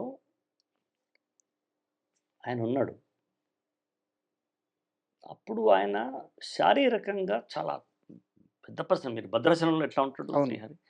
తర్వాత ఇక్కడ తగ్గినాడు. నేను ఆయన నన్ను అశోక్ జై అనేవాడు. సార్ అనేవాడిని. ఆహ్, సార్ మీరు బుగ్గలు కొంచెం ఇట్లా ఎందుకు సార్ అనంటే, ఏం లేదు Ashok ji just we are continuing diet something అని చెప్పేవాడు గానీ, హ్మ్. ఆయనకి అప్పటికే లివర్ ప్రాబ్లమ్ ఉందనేది తర్వాత మాకు తెలిసింది. ఓకే. అట్లా ఆయన క్షీణించిపోయినాడు. ఆహ్, కొంత స్వయంకృతం కూడా. హ్మ్. కొంత స్వయంకృతం బాగా అవి జరదా లాంటిది ఉండొచ్చు. అది ఎక్కువ తీసుకునేవాడు. సార్. అది మేము ఓసారి చెప్పినాం కూడా. సార్ మీరు ఇంత అంటే అలవాటైంది సార్ ఇక్కడ టెన్షన్‌లు అన్నీ హ్మ్. అలా. లేకపోతే ఆయన ఇప్పటికీ ఒక అద్భుతమైన పాత్రలు వహిస్తూ ఉండేవాడు కదా! ఇప్పటికి రీప్లేస్ లేదు సార్. ఆ! అలాగే ఉంది. ఆ! ఆయన వదిలిపోయిన స్థానం ఆ! అలాగే అంటే ఉండిపోయింది ఒక ఇండస్ట్రీలో. బ్రదరు ఇవాళ ఒక ఫాదరు, ఒక బ్రదరు ఒక అద్భుతమైన అవును. ఇప్పుడు 'నువ్వొస్తావని' కదా! అందులో బ్రదర్‌గా వేశాడు. నువ్వొస్తా అంటే నేనొద్దంటాను. నువ్వొస్తా అంటే నేను నేనొద్దంటా. వద్దంటాను. అందులో అది. కదా! అవును. ఎంత అద్భుతంగా చేస్తాడు. అవును. Is a character actor. Character యాక్టర్‌కి ఎండ్ ఉండదు. అవును. ఎండ్ ఉండదు. అలాంటి ఒక మహానుభావుడు నాకు ఇచ్చిన ప్రోత్సాహం. సార్. ఇలా ఆయన గురించి చాలా పాటలు రాశారు. అవును. చాలా పాటలు రాశారు. 'అయోధ్య రామయ్యలో' గూడా 'అయోధ్యలో' మేము రాసాము. 'గణపతిలో' రాసాము. అవును.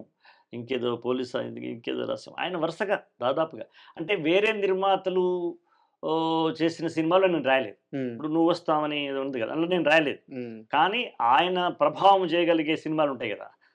అక్కడ పోసాని కృష్ణమూర్తి ఉండేవారు. వీరుండేవారు. "ఏయ్! ఇది అశోక్ జీ రాయాలి. హ్మ్. ఇది పాట అట్లా పెట్టు. హ్మ్. నెక్స్ట్ ఇంకో పాట మీరు రాయించుకోండి." హ్మ్. ఇట్లా అనేవాళ్ళు. సార్. అలా. దాసరి గారి తర్వాత, శ్రీహరి గారి తర్వాత మీ కెరియర్‌లో ముందుగా మాట్లాడుకోవాల్సింది కృష్ణవంశీ గారి గురించి. అవును. అంటే నేను చాలా సగర్వంగా జెప్తాను. తెలుగు సినిమా దర్శకులందరూ అంటే నేను సమకాలీన దర్శకుల గురించి చెప్తున్నాను. 'కేవీ రెడ్డి' అంత గొప్పవారి గురించి కాదు. వాళ్ళందరికీ ఉండే దర్శకత్వం మీద ఉండే పట్టు ఒక ఎత్తు. కృష్ణవంశీ గారికి ఉండే పట్టు ఒక ఎత్తు. అవును. ఆయన హిట్లు తీయొచ్చు, ఫ్లాపులు తీయొచ్చు అది వేరే అది సంగతి. వేరే విషయం అది. అది వేరే విషయం. అది it's a part of life అబ్బా! ఆ! పార్ట్ ఆఫ్ లైఫ్ అది. అవును. బట్ ఆయన వ్యక్తిత్వము, ఆయన ఆలోచన విధానం చాలా అద్భుతమైన విషయం. అవును. ఆహ్, నేనొక మాట చెప్తా ఏమనుకోకపోతే. సినిమా కన్నా మించిన ప్రతిభ ఆయనను ముంచిందా అనిపించింది నాకు. కృష్ణవంశీ గారినా? హ్మ్. సినిమా అనేది ఒక స్థాయి అనుకుందాం. ఒక ఇంత అనుకుందాం. దానికి మించిన ప్రతిభ ఆయనకుంది. హ్మ్. అది బహుశా ఆయనకు అడ్డంకి అయిందా అనిపించింది. మీరు ఎలాంటి సందర్భంలో అన్నారు గానీ చాలా కరెక్ట్‌గా అన్నారు. ఆ! చాలా ఆ! ఎక్కువ ఆలోచించేస్తారు గదా! చాలా చాలా డెప్త్‌కెళ్తాడు. హ్మ్. హ్మ్. మా ఇద్దరి మధ్యన యుద్ధమే జరుగుతది పాట రాసినప్పుడు. హ్మ్. హ్మ్. అంటే అంత బ్రాడ్‌గా ఆకాశమంత ఎత్తెదిగి అలా ఆవరించుకొని చూస్తాడు 3 గంటల సినిమాని. హ్మ్. ఆహ్, ఆహ్, ఆహ్, ఆ వీక్షణం చాలా అద్భుతమైనటువంటి వీక్షణం అనమాట. కనుక నేననుకుంటా అనమాట. ఈ క్రియేటివ్ కమర్షియల్ అనేది సత్యమైంది. ఆ మంచి యాప్ట్ ఆయనకు పేరొచ్చింది. అయితే ఆయన అత్యంత తీక్షణంగా చూడడం అనేది కూడా ఆయనకేమన్నా ఇబ్బంది కలిగించిన సన్నివేశాలు ఎదురైనాయేమో హ్మ్. అనిపిస్తది. లేకపోతే ఆయన ఎక్కడో ఉండాల్సినటువంటి డైరెక్టర్ ఆయన. సార్ 'నిన్నే పెళ్లాడతా'లో మీరు రాసిన పాటేనా సార్? అది ఆయన మొదటి పాట అది. అంటే దాసరి గారికి పాటలు రాస్తున్న నేపథ్యంలో, నారాయణమూర్తి గారికి రాస్తున్న నేపథ్యంలో, నన్ను కమర్షియల్ వైపు లాగి హ్మ్. "ఏయ్! ఇది కూడా రాయి" హ్మ్. అని చెప్పి రాయించింది 'నిన్నే పెళ్లాడతా'లో అట్ల తద్ది పాట. చిక్ చిక్ తార్ తార్ తార్ నా మొగుడు రాంప్యారి ఫాన్ వేసి ఫ్యాన్ ఏమంటాడే సెల్లే ఇట్లాంటి పాట అబ్బా! రాయించడం నా జోనర్ ఏం జోనర్ అది? నేను ఎక్కడి నుంచి వచ్చినాను నేను? హ్మ్. అన్నా రామబాణం లాంటి నన్ను రాంప్యారి దాకా తీసుకొచ్చినారాయన. అంటే ఈ సినిమాకి అది అవసరమని నాకు నేర్పించినారాయన. సార్ ఆ! ఇవి రాయాలి. లేకపోతే నీకు ఏడాదికి ఒకటే సినిమా వస్తది అని. మోహన్ బాబు కావచ్చు, లేదా కృష్ణవంశీ కావచ్చు. ఇదే మాట అనేవాళ్ళు. నువ్వు అనుకున్న గురువుగారి జోనర్‌లో ఉంటే నీకు ఏడాదికి ఒకటే సినిమా వస్తది. మళ్ళీ ఎళ్ళిపోయి స్కూల్‌లో పని చేసుకోవాలి. అన్నీ రాయి. నువ్వు రాయగలవు కదా! నీ దగ్గర అది ఉంది. నేను రాపిస్తా చూడండి. రాసేద్దాం వంశీ అని. నేను రాపిస్తా చూడు నీకెందుకు? ఇది సంగతి. అక్కడ అబ్బాయిలు లేరు. అమ్మాయిలు మాట్లాడుకుంటున్నారు. అక్కడ సెన్సార్ లేదు. ఏం మాట్లాడతారు అమ్మాయిలు? ఆంటీలు ఏం మాట్లాడతారు, పిల్ల ఏం మాట్లాడుతుంది, పెద్ద వయసు వాళ్ళు ఏం మాట్లాడతారు. ఓపెన్‌గా మాట్లాడుకోవాలా. అక్కడి నుంచి వెళ్ళు అన్నాడు అనమాట. అక్కడి నుంచి వెళ్ళాం. దొరికేది.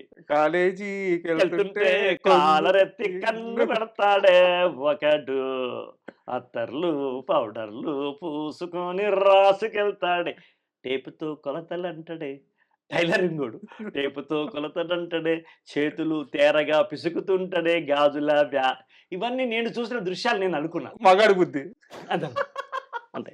ఎక్కడైనా అందులో ఒక గొప్ప సైకాలజీ అంటే లాస్ట్‌కి ఏదైనా పంచ్‌లాగా ఉంటే బాగుంటుంది అన్నాడు కృష్ణవంశీ. నేనేమన్నానంటే అమ్మాయితో అనిపించా, ఇవన్నీ మాకు లోపల లోపల సరదానే, అది చేయకుంటేనే మేము బాధపడతాము అని ఒక అమ్మాయిల సైకాలజీని కూడా నేను ఆ టీనేజ్ గర్ల్ యొక్క లోపల హృదయాన్ని కూడా మనం చరణంలో పెట్టడం, అది బ్లాస్ట్ అయిపోయింది అట్లా. అంటే అన్ని పాటలు గురుగారు సిరివెన్నెల గారు రాశారు. ఈ ఒక్క పాట నేను రాశాను. బట్ ఈ ఒక్క పాట తన అస్తిత్వాన్ని తను నిలబెట్టుకున్నది. శాస్త్రి గారి మీద మీకుండే అభిప్రాయం ఏంటి అంటారు? ఆయన జోనర్‌లో ఆయన అద్భుతమైన పాటలు రాసినాడు. ఆయన ఎక్స్‌ప్రెషన్స్ గాని, ఆయన రాసిన పల్లవులు గాని, ఆయన పాటలు గాని అవి చిరకాలం నిలిచిపోయేటువంటి పాటలు రాసినాడు. ఆయనే ఒకసారి ఒక మాట అన్నాడు ఆయన, నా పాటను నువ్వు కష్టపడితే రాయగలవు, నీ పాటను నేను కష్టపడ్డా రాయలేను అన్నాడు. అది ఆయన నాకు ఇచ్చిన సర్టిఫికెట్ అది. కాబట్టి ఆయన పట్ల నాకు ఎప్పుడు గౌరవనీయ స్థానం ఉంది. మీరు అన్నట్టు ఇందాక కృష్ణవంశీ గారి గురించి మీరు ఏ మాట అయితే అన్నారో, సాహిత్య ప్రక్రియలో ఆయనకు కూడా అదే వర్తిస్తుంది. ఎందుకంటే ఒక 2-3 లైన్లు రాయాలన్నా కథ మొత్తం వింటారు. కథ మొత్తం విని దాన్ని కూర్చొని ఆ కథ చెప్పాలంటే మథన పడిపోయి రాత్రింబవళ్ళు మథన పడి. అవును. అంటే ఒక రకంగా చెప్పాలంటే సినిమాకు అవసరం లేనంత ఎక్కువగా కష్టపడతాడు సిరివెన్నెల గారు. మా గురువు గారు మా దాసరి గారు చెప్పిందంటే, నీ బ్రెయిన్ అంత అవసరం లేదురా, ఇంత చాలు అని. అంత కష్టపడతాడు నువ్వు, ఇలా రాయి, ఇట్లా మామూలుగా వెళ్ళు, అంత అవసరం లేదు ఇక్కడ. మనం వెళ్ళింది మామూలు ప్రేక్షకులు అర్థం చేసుకోవడానికి, అందులో చిన్న డెప్త్ ఉంటే సరిపోద్ది. ఓ పెద్ద ఇప్పుడు కాళిదాసు శ్లోకాలని పట్టడంతో పని లేదని మా స్కూల్ అట్లా ఉండేది అనమాట. మా స్కూల్ అయినా సరే రామేంద్రరావు గారి స్కూల్ అయినా. కానీ తనకు తానుగానే సిరివెన్నెల గారు ఒక బాధ్యతగా భావించినారు. సినిమా పాటని ఒక కావ్య స్థాయిలో తీసుకెళ్ళిపోవాలి. ఈ వేళలో నువ్వు ఏం చేస్తూ ఉంటావో అనుకుంటూ ఉంటాను ప్రతి నిమిషము నేను. హౌ బ్యూటిఫుల్ అది. ఆ ఎక్స్ప్రెషన్ అంటే మాట్లాడుకునే మాటల్ని పాటలుగా పేర్చినటువంటి ఒక కొత్త మలుపు తీసుకొచ్చిన వాడు సిరివెన్నెల గారు. మోహన్ బాబు గారి ప్రస్తావన సార్, మీరు యాక్చువల్గా నేను అడగాలనుకున్నాను, మీరే చెప్పేశారు. బయట మోహన్ బాబు గారి గురించి ఇప్పుడున్న, అంటే ఇప్పుడే కాదు గత కొన్ని సంవత్సరాలుగా ఆయన మీద ఒక నెగిటివ్ క్యాంపెయిన్ అయితే నడుస్తూనే ఉంది. ఎప్పుడు నడుస్తుంది. బట్ మీలాంటి పెద్దలు కానీ, వారి సమకాలీకులు కానీ, ఆయన్ని కలిసిన వ్యక్తులు కానీ, ఆయనతో కలిసి ప్రయాణించిన మనుషులు కానీ ఆయన గొప్ప వ్యక్తిత్వం గురించి చెప్తూ ఉంటారు. మీ కెరీర్లో దగ్గరుండి తీసుకెళ్ళి మీ చేత కలెక్టర్ గారా ఏ సినిమాలో నువ్వు ఈ పాటలు కూడా రాయాలి, ఇండస్ట్రీలో సర్వే అవ్వాలి అంటే రాపించిన వ్యక్తి, బెదిరించి రాయించిన వాడు. బెదిరించారు ఒక రకంగా. ఏమది, హలో ఏం సుధాల్ మిస్టర్ తేజ్ సార్ నమస్కారం. ఫస్ట్ పని అది, లైఫ్లో ఫస్ట్ పని. ఎక్కడున్నావు? పలానా దగ్గర కూడా. నువ్వు మా గురువుగారి పాటలు రాస్తే ఇంటికి వెళ్ళిపోయి గుడ్డు పెట్టుకోవాల్సి ఉంటుంది. కాదు, ఫుడ్ పెట్టాలి ఇక్కడ. నా పాటలు రాయి, నీకు ప్రతి నెలకు పాటలు ఉంటాయి అంటే, సార్ మీరు అవకాశం ఇచ్చి చూడండి సార్, రాస్తాను. అయితే నేను క్యాసెట్ పంపిస్తున్నాను, నాకు 2 పల్లవులు రాసి పంపు, అందులో ఒకటి బాగుంటే అది నువ్వే రాస్తావు, లేదనుకుంటే నీకు నాకు రామ్ అన్నాడు. మీరు ఇవ్వండి సార్ అన్న. ఛాన్స్ ఆశామాషగా ఏదో ఇచ్చేయడం కాదు, మళ్ళీ టెస్ట్ ఉంటుందిగా. టెస్ట్ ఎందుకు టెస్ట్ ఉంటుందంటే, ఇది నీ మొహమాటానికి నా మొహమాటానికి నడిచేది కాదు సినిమా. సినిమా అనేది మన ఇద్దరి మధ్యన బంధం ఉంటే, మీరు మా ఇంటికి భోజనం చేయండి, మేము ఇంటికి వచ్చి భోజనం చేస్తాను. ఇక్కడ కాదు కదా. ఏం పంపించారు సార్? ఆయన పంపించండి కోటి గారు దానికి. నన్ను నానని నానని నారని నారె నరీ నన్నని నన్నని నారె నరీ అన్నాడు. అప్పుడు నేను చాలా తీవ్రంగా దాసరి గారికి రావుడు దర్బారో ఏదో బ్రహ్మాండమైన పాటలు రాస్తాను, మా నాన్న జానర్లో రాస్తున్నా, అది ఇచ్చిన ఆయన. నేను ఆయన 2 రాయమని నేను ఒకటే రాశా. దొంగ జాబిలి ఇచ్చిపో పెదవితో జున్ను పలారం రంగసానిలా అందుకో నన్నని తాన ప్రసాదం అని రాశాను. దొంగ జాబిలి ఆయనకు నచ్చింది. అంటే ఆ ఎక్స్ప్రెషన్‌లో ఆయనకు ఆ 'అంగ' అనే మాట ఉంది కదా! దొంగ జాబిలి రంగసానిలా ఆ 'అంగ' అంటే బిందుపూర్వక 'గ' అంటాం మేము. 'ఇంగ' అనే పాట. ఆ బిందుపూర్వక 'గ'ని నేను ప్లే చేశాను. కారణం నేను అంతకు పూర్వము నేను చదువుకున్న జ్ఞానం. నన్నయ్య నుండి నారాయణ రెడ్డి గారి దాకా వివిధ కావ్యాల్లో పాత్రకు తగినట్టుగా, సన్నివేశం తగినట్టుగా వాళ్ళు ఏ పదాలు వేసినారో నేను కంఠదగ్నంగా నేర్చుకొని ఉన్నాను. ఇక్కడ మోహన్ బాబు గారు అడగానే నాకు అర్థమైపోయింది. తనకేం కావాలి, తన జోనర్ అంటే అర్థమైపోయింది. ఎట్లా ఆయన చెవిని పట్టుకోవాలన్నది అలా ఓకగా వచ్చేసింది. జంగమరాలి బట్టి అని శ్రీనాథుడు అంటాడు ఒక దగ్గర. ఒక భూత పద్యం ఉంటుంది. జంగమరాలి బట్టి అని. మిగతా నేను చెప్పను. అలా గా ఉపయోగించిన నేను. ఇంగమ అలా అనమాట. ఆ అంగమ అనేది ఒక పంచులా ఉంటది శృంగారానికి అన్న సంగతి నాకు ముందే తెలుసు. దాన్ని ఔచిత్యం అంటారు. ఔచిత్యంగా ఏ రసానికి ఏ పదాలు ఉపయోగించాలి అది నేను ఉపయోగించాను. రంగసానిలా అందుకో పెదవితో కొత్త ప్రసాదం. ఇలా ఆయన నచ్చింది అప్పుడు. ఆయన నచ్చింది. ఓకే పల్లవి అన్నాడు. ఓకే పల్లవి ఓకే, నువ్వు తిరుపతికి వచ్చేసాయి గురుగారు పని అయిపోయినాక. నేను ఇక్కడ గురుగారు పని చూసుకుని ఆయన నుంచి మళ్ళీ తిరుపతికి వెళ్ళిపోయాను. ఆయన నన్ను కాపాడినాడు. నిజంగా కూడా ఆయన నన్ను కాపాడకపోతే నేను ఇంతకాలం ప్రయాణం చేసేవాడిని కాదు. అందుకని నేను ఎప్పుడు చెప్తాను, దాసరి గారు, మోహన్ బాబు గారు, మా శ్రీహరి గారు వీళ్ళు నన్ను ఒక రవ నా 20 ఏళ్ళు కావడానికి నాకు తోడ్పడినారు. ఆ తర్వాత ఆటోమేటిక్గా రాఘవేంద్రరావు గారు, తర్వాత మిగతా రైటర్లు కృష్ణవంశీ గారు, రాఘవేంద్రరావు గారు, చాలామంది, రాజమౌళి గారి దాకా, రాఘవేంద్రరావు గారి నుంచి రాజమౌళి దాకా వాళ్ళందరూ మనకు గౌరవనీయులే. వాళ్ళందరూ మనల్ని అద్భుతంగా మన నుంచి రాబట్టుకున్న వాళ్ళు. కానీ మనకు ఒక కృతజ్ఞత ఉంటుందిగా, ఒక కృతజ్ఞత ఉంటుంది కదా. ఆ కృతజ్ఞత అనేది మాత్రం ఉంటుంది. అలాగే ఠాగూర్ సినిమాలో చిరంజీవి గారు ఆయన వద్దులే వేటూరు గారు రాస్తారులే అంటే అయిపోయింది కదా. బట్ మనకు జాతీయ అవార్డు వచ్చింది. అలా కొంత మన మీద సాభిప్రాయం కావచ్చు, మన పట్ల ఒక ప్రేమ కావచ్చు, వాత్సల్యం కావచ్చు, అలా జరిగింది. ఇంకా మిగిలి ఉన్న సినిమా ప్రయాణం గురించి మాట్లాడుకునే ముందు నాకు చిన్న డౌట్. మీ సాహిత్య ప్రక్రియ అంతా మీరు చిన్నప్పటి నుంచి చూసింది, నేర్చుకుంది, అలవరుచుకుంది, అలవాటు చేసుకుంది అంతా కూడా ఒక ఉధృతమైన సాహిత్యం. ఎంత లేదన్నా మీ మీద అసలు చలం ప్రభావం లేదా? చాలా మంది చలము ప్రభావం దండిగా ఉంది. నేను రాసిన ప్రతి స్త్రీ మీద నేను రాసిన ప్రతి పాట. నాకు మొట్టమొదటి నంది అవార్డు వచ్చింది స్త్రీ మీద రాసిన పాట కదయ్యా. ఆడకూతుర నీకు అడుగడుగున వందనం, అనునిత్యం కరుగుతున్న నీవు రక్త చందనం. రక్త చందనం అని ఎందుకు అనాలి? అక్కడ హరిచందనం అనొచ్చు కదా. రక్తచందనమే కదా. రక్తచందనం మనిషి గురించి రాస్తున్నాము, రక్తచందనం అన్నాము. కరుగుతున్న హరిచందనం ఎట్లా? ఇదేమన్నా శోభనం గదిలో పాట.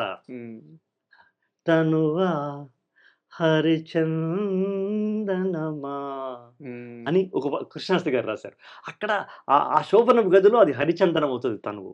ఇక్కడ స్త్రీ జీవితం గురించి రాస్తున్నాం, అది రక్తచందనమే. ఈ దీన్ని ఏమంటారు మీరు? ఈ ఔచిత్యం అంటారా, లేదా ఈ లోతైన రహస్యం అంటారా?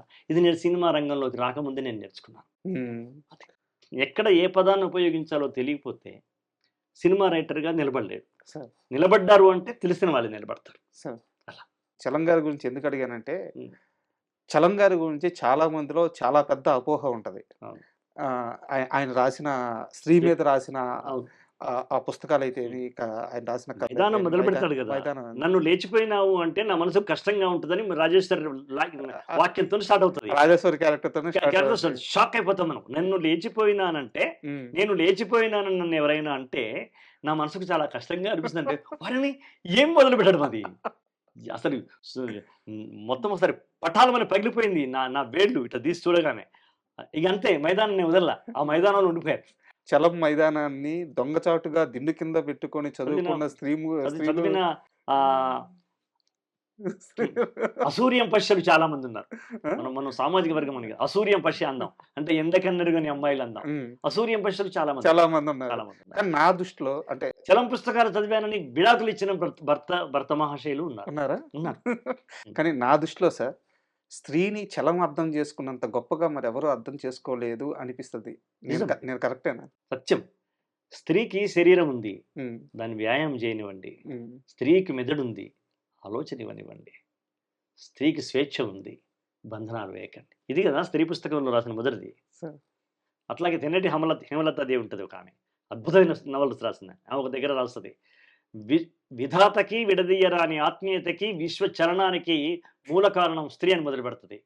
రక్తపంకం అనే నవల లోపల విధాతకి విడదీయరాని ఆత్మీయతకి విశ్వ చలనానికి ఆధారం స్త్రీ అని స్టార్ట్ అవుతుంది. ఆ వాక్యం ఇంకా నాకు గుర్తుంది.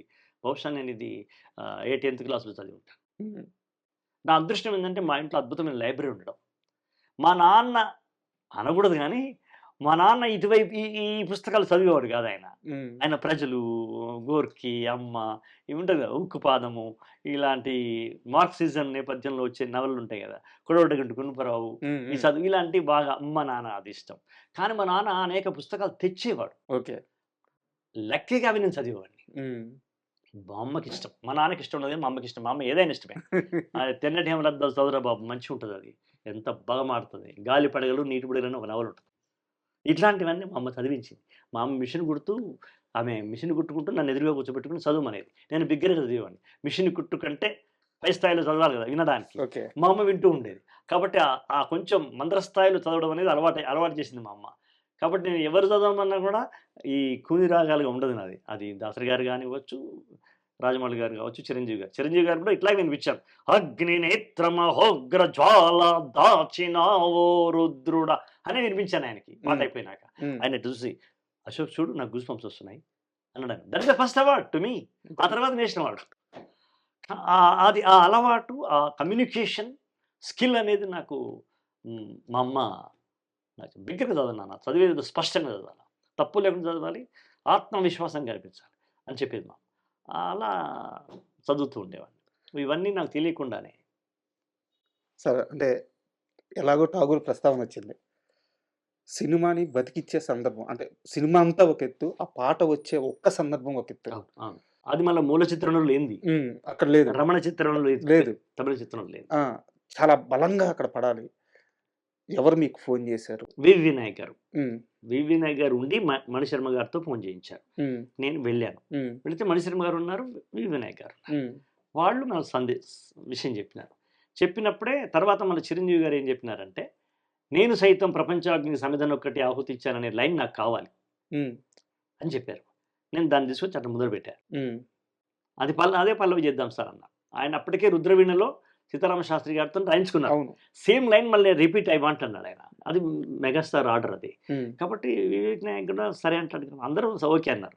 నేను దాన్ని పెట్టుకున్నాను. అట్లా ఒక్కసారి అగ్ని నేత్రమహోగ్ర జ్వాల దాచినావో రుద్రుడ, అగ్ని శిఖలను గుండెలోన అణచినావో సూర్యుడ, పరశ్వధమును చేతబూనిన పరశురాముని అంశవా, హింస ననసగ ధ్వంస రచనను చేసిన ఆచార్యుడా, మనం వీరుడు రామరాజు ధనుష్టంకారానివా, భగత్ సింగ్ కడసారి పలికిన ఇంకిలాబ్ శబ్దానివా. అలా వెళ్ళిపోయింది. వితిన్ 20 minutes రాసిన పాట.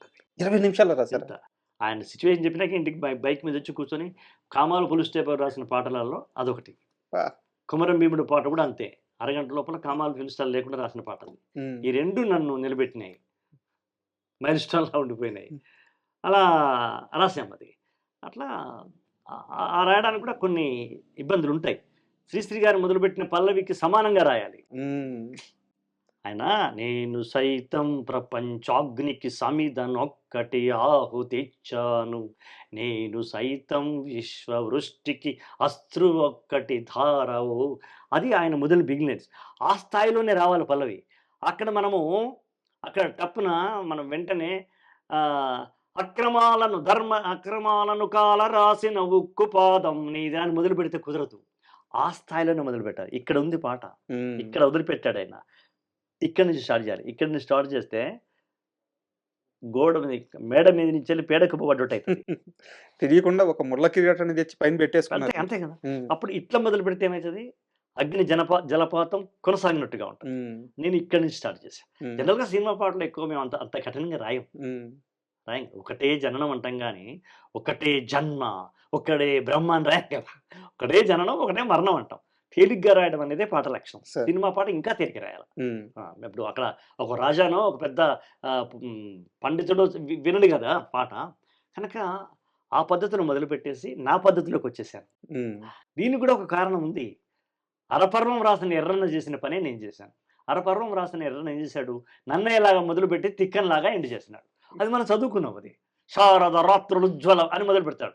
అరుణాస్పద అట్లా ఉంటుంది.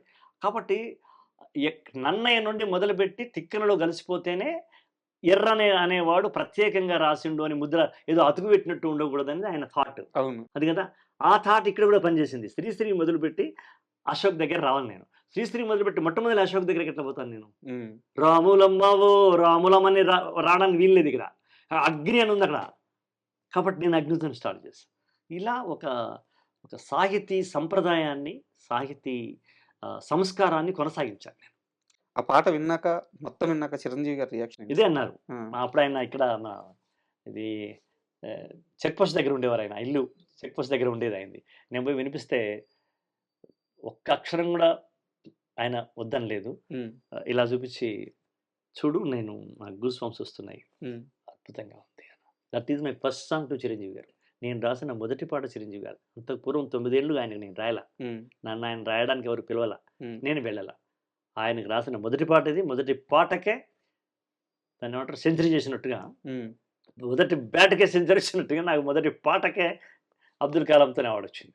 That is greatness of Balu గారు, గ్రేట్నెస్ ఆఫ్ చిరంజీవి గారు, వినాయక్ గారు, మణిశర్మ గారు, మీరంతా. బట్ ఇక్కడ ఒక సీరియస్ క్వశ్చన్ అండి.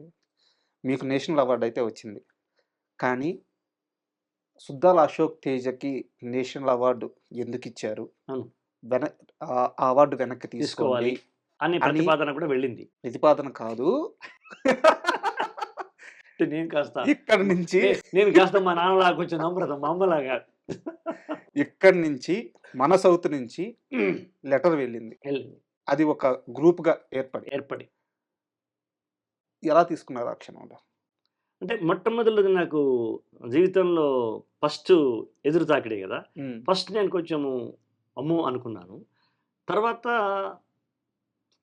సినిమా పాట ఇది this is not my own property. దర్శకుడు ఉంటాడు, హీరో ఉంటాడు, కథ ఉంటుంది. దాని మేరకు నేను రాసినాను. ఇట్లా ప్రతిపాదన వెళ్తుంది. అనేక మంది వేరే వేరే రకాలుగా పత్రికల్లో మాట్లాడుతున్నారు, కొంతమంది ఫోన్ చేసి మాట్లాడుతున్నారు, అది ఇదని మాట్లాడుతున్నారు. నేనేమి మౌనంగా ఉండిపోయాను. మౌనంగా ఉండిపోయాను. ఇప్పుడు నేనేంటో నాకు తెలుసు, వాట్ ఐయామ్ అన్నది నాకు తెలుసు.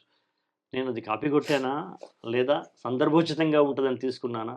అప్పుడు వాళ్ళందరికీ జవాబు చెప్పాను. నేను అదే జవాబు చెప్పాను. దేవుడు చేసిన మనుషుల్లో శ్రీశ్రీ గారే గురుజాడ వాక్యం తీసుకొని మొదలుపెట్టినారు. ఆయన వాక్యం తీసుకోవడానికి నాకెందుకు హక్కు లేదు? ఆయన ఇంకా గురుజాడ గారు చనిపోయినారు. ఆయన చనిపోయిన సంవత్సరం పుట్టినవాడు శ్రీశ్రీ గారు బతుకున్న రోజుల్లో పుట్టినవాడిని, ఆయన కలిసిన వాడిని నేను. శ్రీశ్రీ గారి వాక్యం నాకు బాగుంది, మా చిరంజీవి గారు చెప్పినారు, ఆ వాక్యం తీసుకొచ్చినారు. అది నేను మొదలు చేశానా? సీతారామ శాస్త్రి గారు రుద్రవేణులు చేసినారు, అదేం మళ్ళీ చేయమన్నారు, చేశాను నేను. నాది తప్పుగా ఎందుకు వెళ్తుంది అనేది నా ఒక సబర్షన్. అప్పుడు ఇంకా ఇన్ని ఛానల్స్ లేవయ్యా. అప్పుడు టీవీలు తక్కువ ఉన్నాయి. తర్వాత ఏదో చెప్పాము. నాకు సపోర్ట్గా నారాయణ రెడ్డి గారు మాట్లాడారు, విఏకే రంగారావు గారు ఉన్నారు ఒక ఆయన కూడా మాట్లాడినారు. నారాయణ రెడ్డి గారు మేరు పర్వతమే మీ పక్కన ఉంటే ఇంకెవరేం చేస్తారు? ఆయన నారాయణ రెడ్డి గారు ఏమన్నారు తెలుసా? శ్రీశ్రీ పల్లవి అనేది ఒక సుడి గుండం, యమ గండం, అందులోంచి బయటపడ్డ ఉక్కు పిండం మా అశోక్ తేజ అన్నారు. ఇది చాలు కదా. అయితే విమర్శలు వస్తాయి మిత్రమా, కానీ విమర్శలు కాదు, ఒక రకమైన కుట్ర అని కూడా అనే దాంతో కూడా నేను ఏకీభవిస్తాను. విమర్శలు వేరు, విమర్శలో అర్థం ఉంటది, మనం సవరించుకునే విధానం ఉంటది, సవరించుకోవచ్చు. కానీ ఆ రోజు సుద్దాల అశోక్ తేజ్ మీద జరిగింది కుట్ర. అవును, అది నేను ఏకీభవిస్తాను. నిజమే. నాకు తీసేయడానికి, అంటే ఇచ్చిన దాన్ని తొలగించే ఆర్డర్ కూడా తీసుకురావడానికి ప్రయత్నం చేసినారు. అక్కడ ఉన్న జ్యూరీ కమిటీ మెంబర్లలో పెద్దవాళ్ళు ఉన్నారు.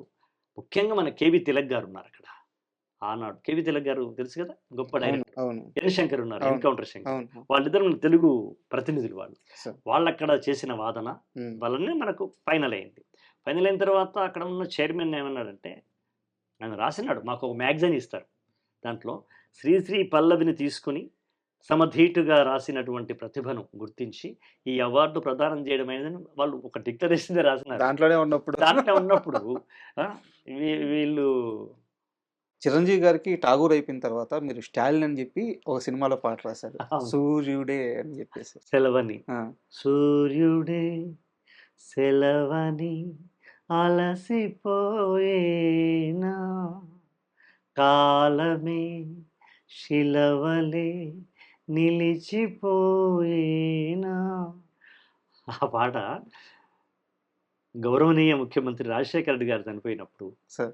ఆయన అంతిమయాత్రలో ఈ పాట ఒక 3 రోజులు ఈ పాట వచ్చింది. అంటే పర్టికులర్గా నేను ఈ పాట ఆడడానికి కారణం కూడా అదే సార్.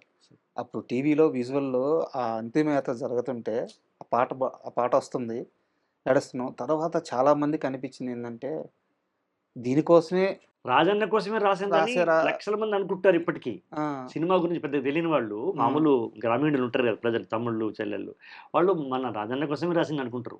నన్ను అడిగినారు చాలా మంది, ఉమ్, అనంతపురం అయినప్పుడు కడప రాజన్న గురించి మంచి పాట రాసిన బిడ్డ రాసినవయ్యా మీరు అంటే, నా అవునమ్మా నమస్కారం చెప్పిన. ఆయన నేను మళ్ళీ సినిమా పాట అని చెప్పలే, వాళ్ళ మనసు బాధపడదేమో అని. ఉమ్, కానీ అది స్టాలిన్ కోసం రాసిన పాట. సార్. మీ ఆఫీస్లోకి రాగానే ఎదురుగా ఒక ఫోటో ఉంది, వైఎస్ఆర్ గారి చేతుల మీదుగా మీరు అవార్డు నాకు తీసుకుంటున్నారు. ఏదో అవార్డు ఇచ్చినారు ఆయన. ఆయనతో మీ అనుబంధం చెప్పండి సార్. ఆయన 2 సార్లు కలిశాను నేను. కలిస్తే చాలా ప్రేమగా ఉమ్, చేశారు. ఆయన ఏదో ఒక పాట రాయమంటే రాశాను నేను ఆయన. ఉమ్, ఆ పాట రాసిన తర్వాత ఆయన అన్న మాట ఏం దొరికినా మేము మామూలుగా వినిపిస్తాం కదా, ముఖ్యమంత్రి గారు కాబట్టి మేము వినిపిస్తాం కదా. అయితే నేను వెళ్ళి, సార్ మీరు పాట విన్నారు కదా అంటే, ఏమయ్యా అన్నాడు. నేను, సార్ అంటే అందరికి వినిపిస్తామండి, ఎవరికి ముఖ్యమంత్రి రాసినా వినిపిస్తాం సార్, మీరు కూడా వింటే. ఇగో చూడవయ్యా, ఆ పాట నీకు నచ్చింది కదా అన్నాడు. ఉమ్, నువ్వు ఇన్నేళ్ల నుంచి సినిమాలో పనిచేస్తున్నావు, ఎన్నో మంచి పాటలు రాసినవట, మాకు పెద్ద తెలియదులే, బాగా రాసినవట, ఆ పాట నీకు నచ్చినదా? నచ్చింది సార్. అయిపోయా, నువ్వే చచ్చి నువ్వే కరెక్ట్, నాకేం తెలుస్తుంది, ఊరికి వినమంటావా? లేదు, అక్కడ నాకు పని నేర్పోతా, ఏమయ్యా తన సంగతి చూడండి అయిపోయినాడు. దట్ ఇస్ రాజశేఖర రెడ్డి గారు. ఎలాగో రాజకీయాల ప్రస్తావన వచ్చింది కాబట్టి అయ్యా, నేను ఒక రీల్ చూస్తుంటే కేసీఆర్ గారిది ఒక రీల్ వచ్చింది సార్. తెలంగాణ ఉద్యమంలో నేను సుద్దాల అశోక్ తేజ కూర్చొని పాట రాస్తున్నాము. ఆ పాట ముగింపులో తెలంగాణ పండగల గురించి లాస్ట్ 2-3 లైన్లు రాయాలి, ప్లేస్ అవ్వట్లేదంటే నేను చెప్పాను చెప్పాను అని చెప్పి అన్నారు. అంటే నిజమేనా? ఆ సందర్భం గురించి తెలుసుకోవాలని మిమ్మల్ని అడుగుతున్నా. అయితే ఇప్పుడు దాన్ని నేను ఇంకొక పద్ధతిలో జవాబు చెప్తా. ఉమ్, దాసరి గారితో నేను కూర్చున్నాను, ఉమ్, పాట రాయమన్నారు. ఉమ్, నాకు ఇలాంటి పాటలు కావాలి, ఇవి విషయాలు రావాలి అని చెప్తారు కదా. ఉమ్, అట్లాగే ఆయన చెప్పినాడు. ఓకే. ఆయన ఒక డైరెక్టర్ లాగా చెప్పినాడు, నేను రాశాను. అది ఆయన సరే ఆ మూడ్లో ఆయన ఎట్లా చెప్పినారో తెలియదు, కానీ ఆయన నేను కూర్చున్నప్పుడు ఒక్కొక్క అంశం తీసుకొస్తాం కదా, ఒక్కొక్క అంశం ఏ అంశంతో మొదలెడదాం అన్నప్పుడు ఆ అంశంతో స్టార్ట్ చేస్తాం అన్నప్పుడు ఇద్దరి మధ్యన చర్చలు ఉంటాయి. అలా చర్చలు జరిగిన మాట వాస్తవం. అయితే ఆయనకు సాహిత్యం విషయం లోపల చాలా లోతుగా అవగాహన ఉన్న మనిషి అన్నది కూడా వాస్తవం, లోతైన అవగాహన ఉన్న మాట వాస్తవం. But is not a writer. Okay. అది అట్లనుకుంటే తనే రాసుకునేవాడు కదా. అలా ఏదో ఒక పాట కూడా రాసిన అన్నారు, మన జైబోలో తెలంగాణలో ఏదో తొండికి దిగిండ్రు మొండికి పోతుండ్రు అనే పాట వచ్చింది, అది ఆయన రాసిందని అన్నారు. కాబట్టి ఆయన రాయగలడేమో, కానీ నా పరిచయాలు, నేను ఆయనతో చాలా కాలం ట్రావెల్ చేశాను. చేసినప్పుడు అనేక విషయాలు చర్చనీయాంశాలు అవి, చర్చ తీసుకున్న తర్వాత మేము పాట రాసి వినిపించేవాళ్ళం. ఆయన అటు ఇటు ఇది ఇట్లా ఉంటే బాగుంటుందేమో, ఇంకా ఏమైనా ఆలోచిస్తావా, ఇలా జరిగేది. ఒక సినిమా పాట రాసిన పద్ధతిలోనే ప్రజా పాటలు రాశాం. మలిదశ తెలంగాణ ఉద్యమానికి మొట్టమొదటి పాట రాసి పురుడు పోసి అక్షరాలని ప్రజల్లోకి ఆయుధాలుగా విసిరిన వ్యక్తి సుద్దాల అశోక్ తేజ అని చెప్పి. అవును, అది తర్వాత నా మీద పెద్ద నల్లటి బురకా వేసి అసలు నేను సంబంధమే లేనివాడు అన్నట్టుగా ప్రచారము చేయడం జరిగింది. వాళ్ళే ఎవరైతే ఆ పెద్దలు ఉన్నారో వాళ్ళే ఇతను ఏమీ రాయలేదు అనేటువంటి ప్రచారం కూడా చేసినారు. కానీ సత్యం ఏంటంటే కొండా లక్ష్మణ్ బాబుజీ జలదృశ్యం ఉండే కదా, వాళ్ళ ప్లేస్ ఉండే కదా, అక్కడ జెండా స్టార్ట్ చేసినారు. దానికన్నా ఒక 1 year కన్నా ముందే కేసీఆర్ గారితో కూర్చుని తెలంగాణ రాష్ట్రం గురించి, అప్పుడు మేము సినిమాలో తెలంగాణ రాష్ట్రం గురించి పాటలు రాస్తున్నామంటే మా సినిమా వృత్తిని మేము పణంగా పెట్టినట్టు. అంతే కదా, పణంగా పెట్టినట్టు. ఎందుకంటే అప్పుడు వాళ్ళు వ్యతిరేకంగా ఉంటారు కదా పెద్దలు, డైరెక్టర్లు వాళ్ళు వీళ్ళు. అయినా కూడా మేము కాజు కోసమని నేను ముందుకెళ్లాల్సి వచ్చింది. అప్పుడు ఒక 1 year ముందు నుంచే ప్రారంభమైంది మా పాటల తయారీ. అప్పుడు కేసీఆర్ గారు ఏమన్నారంటే, మనం పార్టీ మొదలు పెట్టకన్నా ముందే, జెండా ఎత్తకన్నా ముందే మన భావజాలం ప్రజల్లోకి వెళ్ళాలంటే పాట ఒకటే మార్గం అని మేము కూర్చొని అనుకుని, ఆ పిడికడి మంది మేము ఉన్నామని చెప్తుంటాడు సారు. మేము మొదలు పెట్టినప్పుడు పిడికడి మంది, ఆ పిడికడి మందిలో నేను ఒక చిటికెన వేలిని, ఆ పిడికెట్లో నేనున్నా. తర్వాత నేను తీసివేయబడ్డా. తెలంగాణ ఉద్యమం కోసం మీరు రాసిన ఒక 4 బలమైన లైన్లు చెప్పమంటే ఏం పడతారు? గుంటూరు జిల్లాలో గుంటడు జాగడిగినమా, విజయవాడ పట్నంలో వీసమెత్తు కోరినమా, మా నీళ్లను మేమే మలుపుకుంటాము, మా నిధులను మేమే తీసుకుంటాము. ఇది బలమైనటువంటి మాట. భయమే లేదా? అప్పుడు భయం అంటే వృత్తిని కొంచెం మేము పణంగా పెట్టినట్టే. నా ఉద్దేశం కూడా కెరీర్ పరంగా భయమే. కానీ నాకు కెరియర్ కంటే కాజ్ ముఖ్యం అనిపించింది అప్పుడు. ఇప్పుడు 3 కోట్ల మంది ప్రజలలో అధిక మంది తెలంగాణ రాష్ట్రాన్ని కోరుకున్నారు. బోల్డంత మంది 69లో బలైపోయినారు. తర్వాత ఇప్పుడు కూడా ఈ ఉద్యమంలో బలవుతున్నారు. కాబట్టి కాజా కెరియర్ అనుకున్నప్పుడు నన్ను కాజు వైపే తీసుకెళ్ళాడు. ఇక్కడ అది పనిచేస్తుందిగా, హనుమంతు జానకమ్మ పనిచేస్తుంది కదా, నేను అటువైపు వెళ్ళాను. కానీ విచిత్రంగా ఏంటంటే ఆ తర్వాత కూడా మళ్ళీ మేము కొనసాగినాము అంటే పాటలు రాయించుకోవాల్సిన అవసరం ఇండస్ట్రీకి ఉంది. రాయాల్సినటువంటి ప్రత్యామ్నాయం లేదు కాబట్టి వృత్తిని వదిలేసి వచ్చాం కాబట్టి నాకు కూడా ఉంది. కానీ దాసరి గారు ఉన్నారు అక్కడ. నాకు దాసరి గారికి నేను పాటలు రాసే విషయం తెలుసు. దాసరి గారు కూడా తెలంగాణను సమర్థించినారు. ఆయన ఆర్ నారాయణమూర్తి గారు సమర్థించినారు. కాబట్టి నాకు ఒక ధైర్యం మాత్రం దాసరి గారు ఉన్నారు. అది కాబట్టి నేను ముందు పెట్టి వెళ్ళిపోయాను. అట్లా నేను చాలా కొన్ని కోల్పోయాను, కొన్ని సినిమాలు నేను కోల్పోయాను. మిగతా రైటర్ లాగా నేను కొనసాగడంలో కొంత మందగించింది. ప్రయాణం మందగించడానికి లేదా కోల్పోవడానికి కారణం కూడా ఉద్యమమే. జూన్ 2వ తారీఖు నాడు తొమ్మండుగురు నవరత్నాలు లాంటి కవులని ఎన్నిక చేసుకుని మనిషికి ₹1,00,00,000, ఫ్యూచర్ సిటీలో 300 గజాల ప్లేసు, ఒక తామ్రపత్రం అని స్వయంగా రేవంత్ రెడ్డి గారు ప్రకటించిన జాబితాలో నేనున్నాను. నేను ఒక 5వ మెంబర్గా నేనున్నాను. అది నాకు ₹1,00,00,000 భూమి అయిన సంగతి వదిలిపెట్టండి. నాకు 4 కోట్ల మందిలో నన్ను ఒక తొమ్మండుగురులో స్వీకరించినందుకు నా కుటుంబం, నా మనస్సు రుణపడిపోయింది రేవంత్ గారికి. ఇది రెవల్యూషనరీ అనిపించింది. ఆయన నిష్పక్షపాతం కూడా. బీఆర్ఎస్లో ఉన్న ఎమ్మెల్సీగా ఉన్న గోరట వెంకన్నను కూడా ఆయన ఆ లిస్టులో పెట్టినాడు. ఎంత గొప్ప విశాలమైన దృష్టి అది. ఒక వైఎస్ రాజశేఖర రెడ్డి గారు లాంటి చూపు అది, పెళ్లి చూపు అంటారు దాన్ని. పులి చూపను, పులి కుచితంగా చూడదు, సింహం దృష్టి సంకుచితంగా ఉండదు. అక్కడ గోరట వెంకన్న గారు ఉన్నారు. ఆయన బీఆర్ఎస్ ఎమ్మెల్సీ అయినా అది పాటించాలా రేవంత్ రెడ్డి గారు. వర్క్ చేసినాడా లేదా తెలంగాణ ఉద్యమానికి? Yes, it done. ఫలానా ఆయన చేసినాడు. చనిపోయినాడు ఎప్పుడో మా నాన్న సమకాలికుడు ఎవరు, మన బండి యాదగిరి గారు, ఆయన పేరు పెట్టినారు. ఆయనది ఒక పేరు, ఆయన వారసులు లేరని అది అట్లా అయిపోయింది. కానీ ఆయన పేరు పెట్టినారు. ఆయన అవసరమా? రేవంత్ రెడ్డి గారు ఎంత చరిత్ర సేకరించినాడు ఆయన. ఇలా నేను రేవంత్ రెడ్డి గారికి ఆ నిర్ణయానికి నేను మొదలు ఎప్పుడో చెప్పాను, అతన్ని రేవంత్ రెడ్డి గారు కాదు, రెవల్యూషన్ రెడ్డి అనాలి అనిపిస్తోంది అని. అలాగే ప్రజాయుద్ధ నౌక గద్దర్ నంది అవార్డు ప్రత్యామ్నాయంగా జెండా మీదకి ఎక్కించిన వాడు రేవంత్ రెడ్డి గారు. ఎంత సాహసోపేతమైన నిర్ణయం అది, గట్స్ అది. ఎందుకంటే ప్రజాయుద్ధ నౌక అంటే అతను విప్లవం కోసం మొత్తం జీవితం చేసినవాడు. అతన్ని నంది అవార్డు ప్రత్యామ్నాయంగా పెట్టడం అనేది ఎంత గొప్ప సాహసమైన విషయం అది. అది మనం గుర్తించాలి కదా. ఇది నాకు ఆయన పట్ల. అట్లా కాకుండా 13 సంవత్సరాలుగా కిటికీలు మూయబడి, తలుపులు వేయబడి, ఉన్న సినిమా అనే ఒక మందిరంలో అంధకార మందిరం అయిపోతే కిటికీలు గేట్లు సింహద్వారాలు తెరిచి ప్రజాయుద్ధ నౌకను గద్దర్ అనే అవార్డు డిక్లేర్ చేసి రేవంతుడు కాంతివంతం చేసినటువంటి సినిమా పరిశ్రమ ఇవాళ మనం చూస్తున్నాం. అది పోయిన సంవత్సరం జరిగింది, ఈరోజు జరిగింది. అది ఎంత మంచి విషయం. అది సినిమా వాళ్ళు ప్రజల కోసము వాళ్ళ కంట్రిబ్యూషన్ లేదా? మాకు మళ్ళీ ఒక ఉత్సాహం ఉంటుంది కదా కవులకు, కళాకారులకు. ఇవాళ మా చిరంజీవి గారికి ఎన్టీఆర్ అవార్డు, మా కమల్ హాసన్ గారికి పైడిరాజ్, ఇక్కడ తెలంగాణలో ఉన్నటువంటి మొదటి దాదాసాహెబ్ అవార్డు. అంటే దాదాసాహెబ్ అవార్డు తీసుకున్న తెలంగాణ అనే ఆ అబ్బాయి జయరాజ్ గారి పేరు అసలు చరిత్రలో లేకుండా పోయింది. అలాంటి పేరు వెలుగులో వచ్చింది. జయరాజ్ అనే పేరు వినిపిస్తుంది. పైడి జయరాజ్ అనే పేరు ఎవరికి ఇచ్చినారు? అది కమల్ హాసన్కి ఇచ్చినారు. కమల్ హాసన్ ఇచ్చినట్టు నేషనల్ వైడ్ చేసినట్టు తెలంగాణ తీసుకుపోయి అక్కడ కూర్చోబెట్టినట్టుగా ఒక నాగేశ్వర అవార్డు జయసుధ అమ్మగారికి, ఒక బిఎన్ రెడ్డి గారు అవార్డు. ఇక్కడ కూడా చూడండి ఎంత పక్షపాతం లేకుండా. ఇక్కడ ప్రాంతీయ భేదాలు ఉన్నాయా? ప్రాంతీయ భేదాలు లేవుగా. అందుకని బిఎన్ రెడ్డి గారు అవార్డు అశ్విని దత్ గారికి, మన సింగీతం శ్రీనివాసరావు గారికి, ఇంకా ఒక అవార్డు అశ్విని దత్ గారికి, ఇంకొక అవార్డు జయసుధ గారికి, ఇంకొక నారాయణ రెడ్డి గారి అవార్డు అశోక్ తేజ్కి.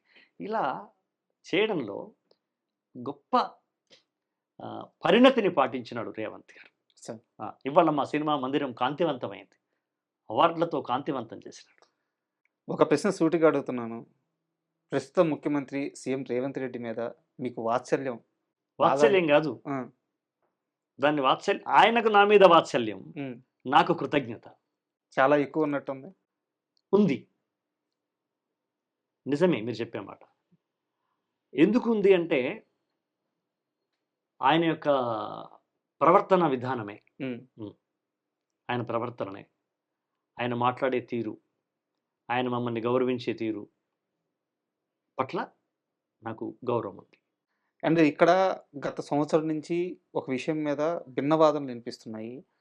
సినిమా పరిశ్రమకి గద్దర్ గారి కాంట్రిబ్యూషన్ ఏంటి, ఎంత, ఆయన పేరు పెట్టి అవార్డ్స్ కరెక్టేనా అని మాట్లాడే వాయిస్లు కూడా కొన్ని ఉన్నాయి. వాళ్ళకి మీ సమాధానం ఏంటి? సినిమా పరిశ్రమకి నందికి ఉన్న సంబంధం ఏమి? నంది శివుని గుడి ముందర ఉండేటువంటి ఒక విగ్రహం. ఆ నందిని, నంది అవార్డు అనేది ఒక ప్రెస్టీజియస్గా ఉంటుంది, ప్రతిష్టాత్మకంగా ఉంటుందని ఆనాటి మేధావులు, ఆనాటి ముఖ్యమంత్రులు, పెద్దలు, ఐఏఎస్లు వాళ్ళు నందికి ఒక ప్రత్యేకమైన, అది శివుని గుడి ముందు ఉంటుంది కాబట్టి దానికి ఒక పూజనీయ స్థానం ఉందని అప్పుడు దాన్ని ఎన్నుకున్నారు ఆయన.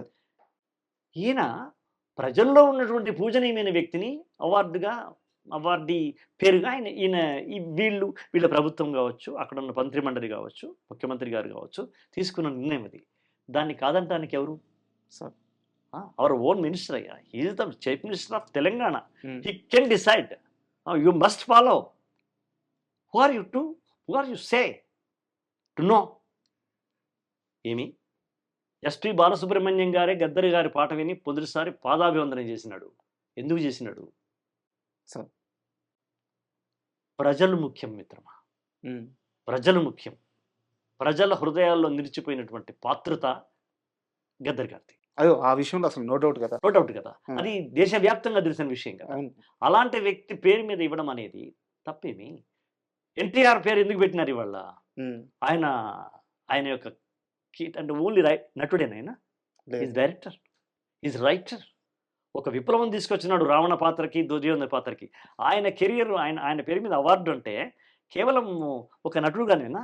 ఆయన ముఖ్యమంత్రి, ఈజ్ ద చీఫ్ మినిస్టర్ అబ్బా, ఆయన పేరు మీద చేసినాడు. అది కరెక్టే కదా. అది కరెక్ట్ అయినప్పుడు గద్దర్ అన్నది కూడా కరెక్టే కదా సార్. కరెక్ట్. రామారావు గారు అంటే తెలియని వాళ్ళు ఉండొచ్చు ఎక్కడన్నా, ఏ చీకటి అడవి లోపల, కానీ గద్దర్ అన్న తెలియని వాళ్ళు లేరు ఇవాళ కదా. కాబట్టి ఆయనను తీసుకురావడం అనేది ప్రజల వేస్తున్న పీట అది. దాన్ని తీసుకోవడానికి చాలా పెద్ద సాహసోపేతమైన నిర్ణయం తీసుకునే అది ఉండాలి, అది ఆయనకుంది. మీరు చెప్తున్న వాటిల్లో సార్, అంటే ఒక కవికి ప్రస్తుత ముఖ్యమంత్రి గారు ఇచ్చే గౌరవం, అంటే ఒక జర్నలిస్టుగా కళ్ళు చెమర్చిన సంఘటన అందశ్రీ గారు చనిపోయినప్పుడు ఆ పాడే, నేను చెప్పాను దానికి నేను చెప్పాను, ఇదివరకు కూడా చెప్పాను, మళ్ళీ చెప్తాను. నేను భూమి మీద అంటున్నాను, భూమి మీద అలసాని పెద్దనకు గౌరవం ఇవ్వడానికి శ్రీకృష్ణదేవరాయలు పల్లకి మాత్రమే మోసినాడు. అందశ్రీ పాడే మోసినాడు రేవంత్ రెడ్డి గారు. మాకెందుకు ప్రేమ ఉండదయ్యా? అందశ్రీ ఎవరయ్యా? పాట. అందశ్రీ అంటే ఇది ఒక సింబల్ ఆఫ్ సాంగ్ కదా, సింబల్ ఆఫ్ లిరిక్ కదా, సింబల్ ఆఫ్ ఫోక్ సింగర్ కదా, symbol of common man expression కదా. ఆయన పాడే మోసినాడు, పాలు పోసినాడు. మీరు ఒకటి చెప్పండి నాకు, మీరు క్యూబా చరిత్ర చెప్తారా, రష్యా చెప్తారా, లేకపోతే చైనా చెప్తారా? ఒక కవికి ఆ పాలకుడు నోట్లో పాలు పోసి అందశ్రీ అని చెవి దగ్గర పిలిచి చేసినటువంటి ముఖ్యమంత్రి గురించి మీరు ఏ ఉదాహరణ చెప్పగలరు రాజా? మీరు లేదు కదా. అందుకు నేను గౌరవించొద్దు? అందశ్రీ అంటే ఎవరు? నాకు మరో రూపమే కదా, కోరటు వెంకన్నకు మరో రూపమే కదా, ఒక జయరాజుకు మరో రూపమే కదా అందశ్రీ. అంటే ఒక పాటకు నడుస్తున్న మానవాకారమే కదా. అది పార్థివ శరీరమైనప్పుడు పాలకుడు వచ్చి అది మోయడం అనేది హౌ వండర్ఫుల్. చనిపోయేటప్పుడు కూడా ఏ దృశ్యం నీకు ఇష్టమైంది అని అడిగితే ఎవరైనా అందశ్రీ పాడే మోస్తున్న రేవంత్ గారి దృశ్యం నా కళ్ళలో నిలిచిపోయిందని చెప్తాను. నేను కవిని. నాకు రేపు ఈ అవార్డులు నేను వస్తాయని భావించట్లేదు. వచ్చిన వాటికి కృతజ్ఞత చెప్తాను, కానీ రేపు ఇంకేదో వస్తాను కూడా చెప్పట్లేదు. నేను నా కవులకు, నా పాటల తమ్ముళ్లకు, అన్నలకు వాళ్ళు ఇస్తున్న గౌరవం, చనిపోయిన తర్వాత వాళ్ళు ఇస్తున్నటువంటి గౌరవానికి నా హృదయం కదిలింది. That's my personal. వేరే వాళ్ళు ఒప్పుకుంటారా ఒప్పుకోమంటున్నా మనకెందుకు? ఎవరి ఎక్స్ప్రెషన్ వాళ్ళు చేసేటువంటి స్వేచ్ఛ రాజ్యాంగం మనకిచ్చింది. నీ అభిప్రాయంతో నేను విభేదించవచ్చు, కానీ నీ అభిప్రాయాన్ని నువ్వు స్వేచ్ఛగా మాట్లాడుతుంటే వద్దనే హక్కు నాకు లేదుగా. అట్లాగే నాకు రాజ్యాంగం ఇచ్చినటువంటి స్వేచ్ఛను నేను ఎక్స్ప్రెషన్ చేస్తే వద్దనే అధికారం ఇంకెవరికే లేదుగా. తిట్టేవాళ్ళు తిడతారు.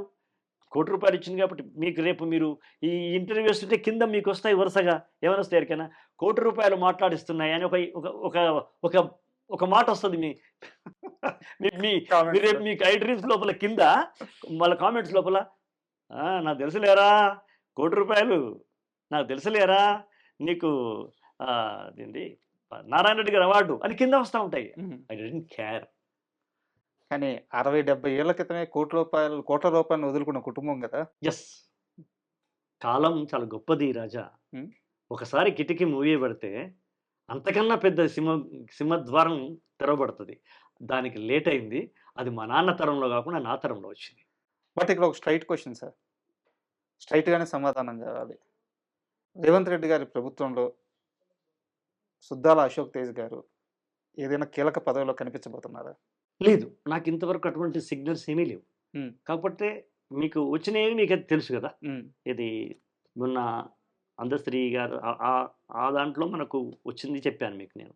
ఇప్పుడు గద్దర్ అవార్డ్స్లో కూడా నాకు వచ్చింది, మీరు తెలిసింది, అందుకే మనం కలుసుకున్నాం. కాబట్టి నేను ఫలానదేదో వస్తుందనేటువంటి ఆలోచన కానీ అర్థింపు కానీ లేదు, ఆశ కూడా లేదు. కానీ ఏదైనా భరించి వస్తే కాదనను. అలాగని నేను ప్రత్యక్ష రాజకీయాల్లోకి రాను. ఎన్నికల క్యాంపస్లోకి వెళ్ళి ఎమ్మెల్యేగానో ఎమ్మెల్సీగానో పోటీ చేయను. గౌరవనీయమైనటువంటి స్థానంలో ఒక ఎమ్మెల్సీ, ఒక గవర్నర్ కోటాలో, అది కూడా కవి కళాకారుల కోటాలోనే వస్తే నా వంతుగా నేను ఆయనకు నిలబడతా. నా వంతుగా ఆయన హృదయాన్ని నా గొంతుతో నేను శాసనమండలిలో ప్రకటిస్తా. కానీ అది గౌరవనీయమైనటువంటి స్వాగతమే, అంటే పిలుపే కావాలి తప్ప నాకు ఈ రాజకీయాలను. ఎందుకంటే నాకు కాంగ్రెస్లో ఎంతమంది ఇష్టమైన వాళ్ళు ఉన్నారో తెలుగుదేశంలో ఉన్నారు, బీజేపీలో ఉన్నారు, ఎంఐఎంలో ఉన్నారు. నా పాట అంటే ఇష్టపడని వాళ్ళు, రాజకీయాలతో భేదం అతీతమైనటువంటి ప్రేక్షకులు ప్రజలు నాకున్నారు. వాళ్ళు నాకు ఇష్టం అంతే తప్ప నేను పార్టీ వ్యక్తిని కదా. I'm not a member of communist party. మా నాన్న పార్టీ మెంబర్.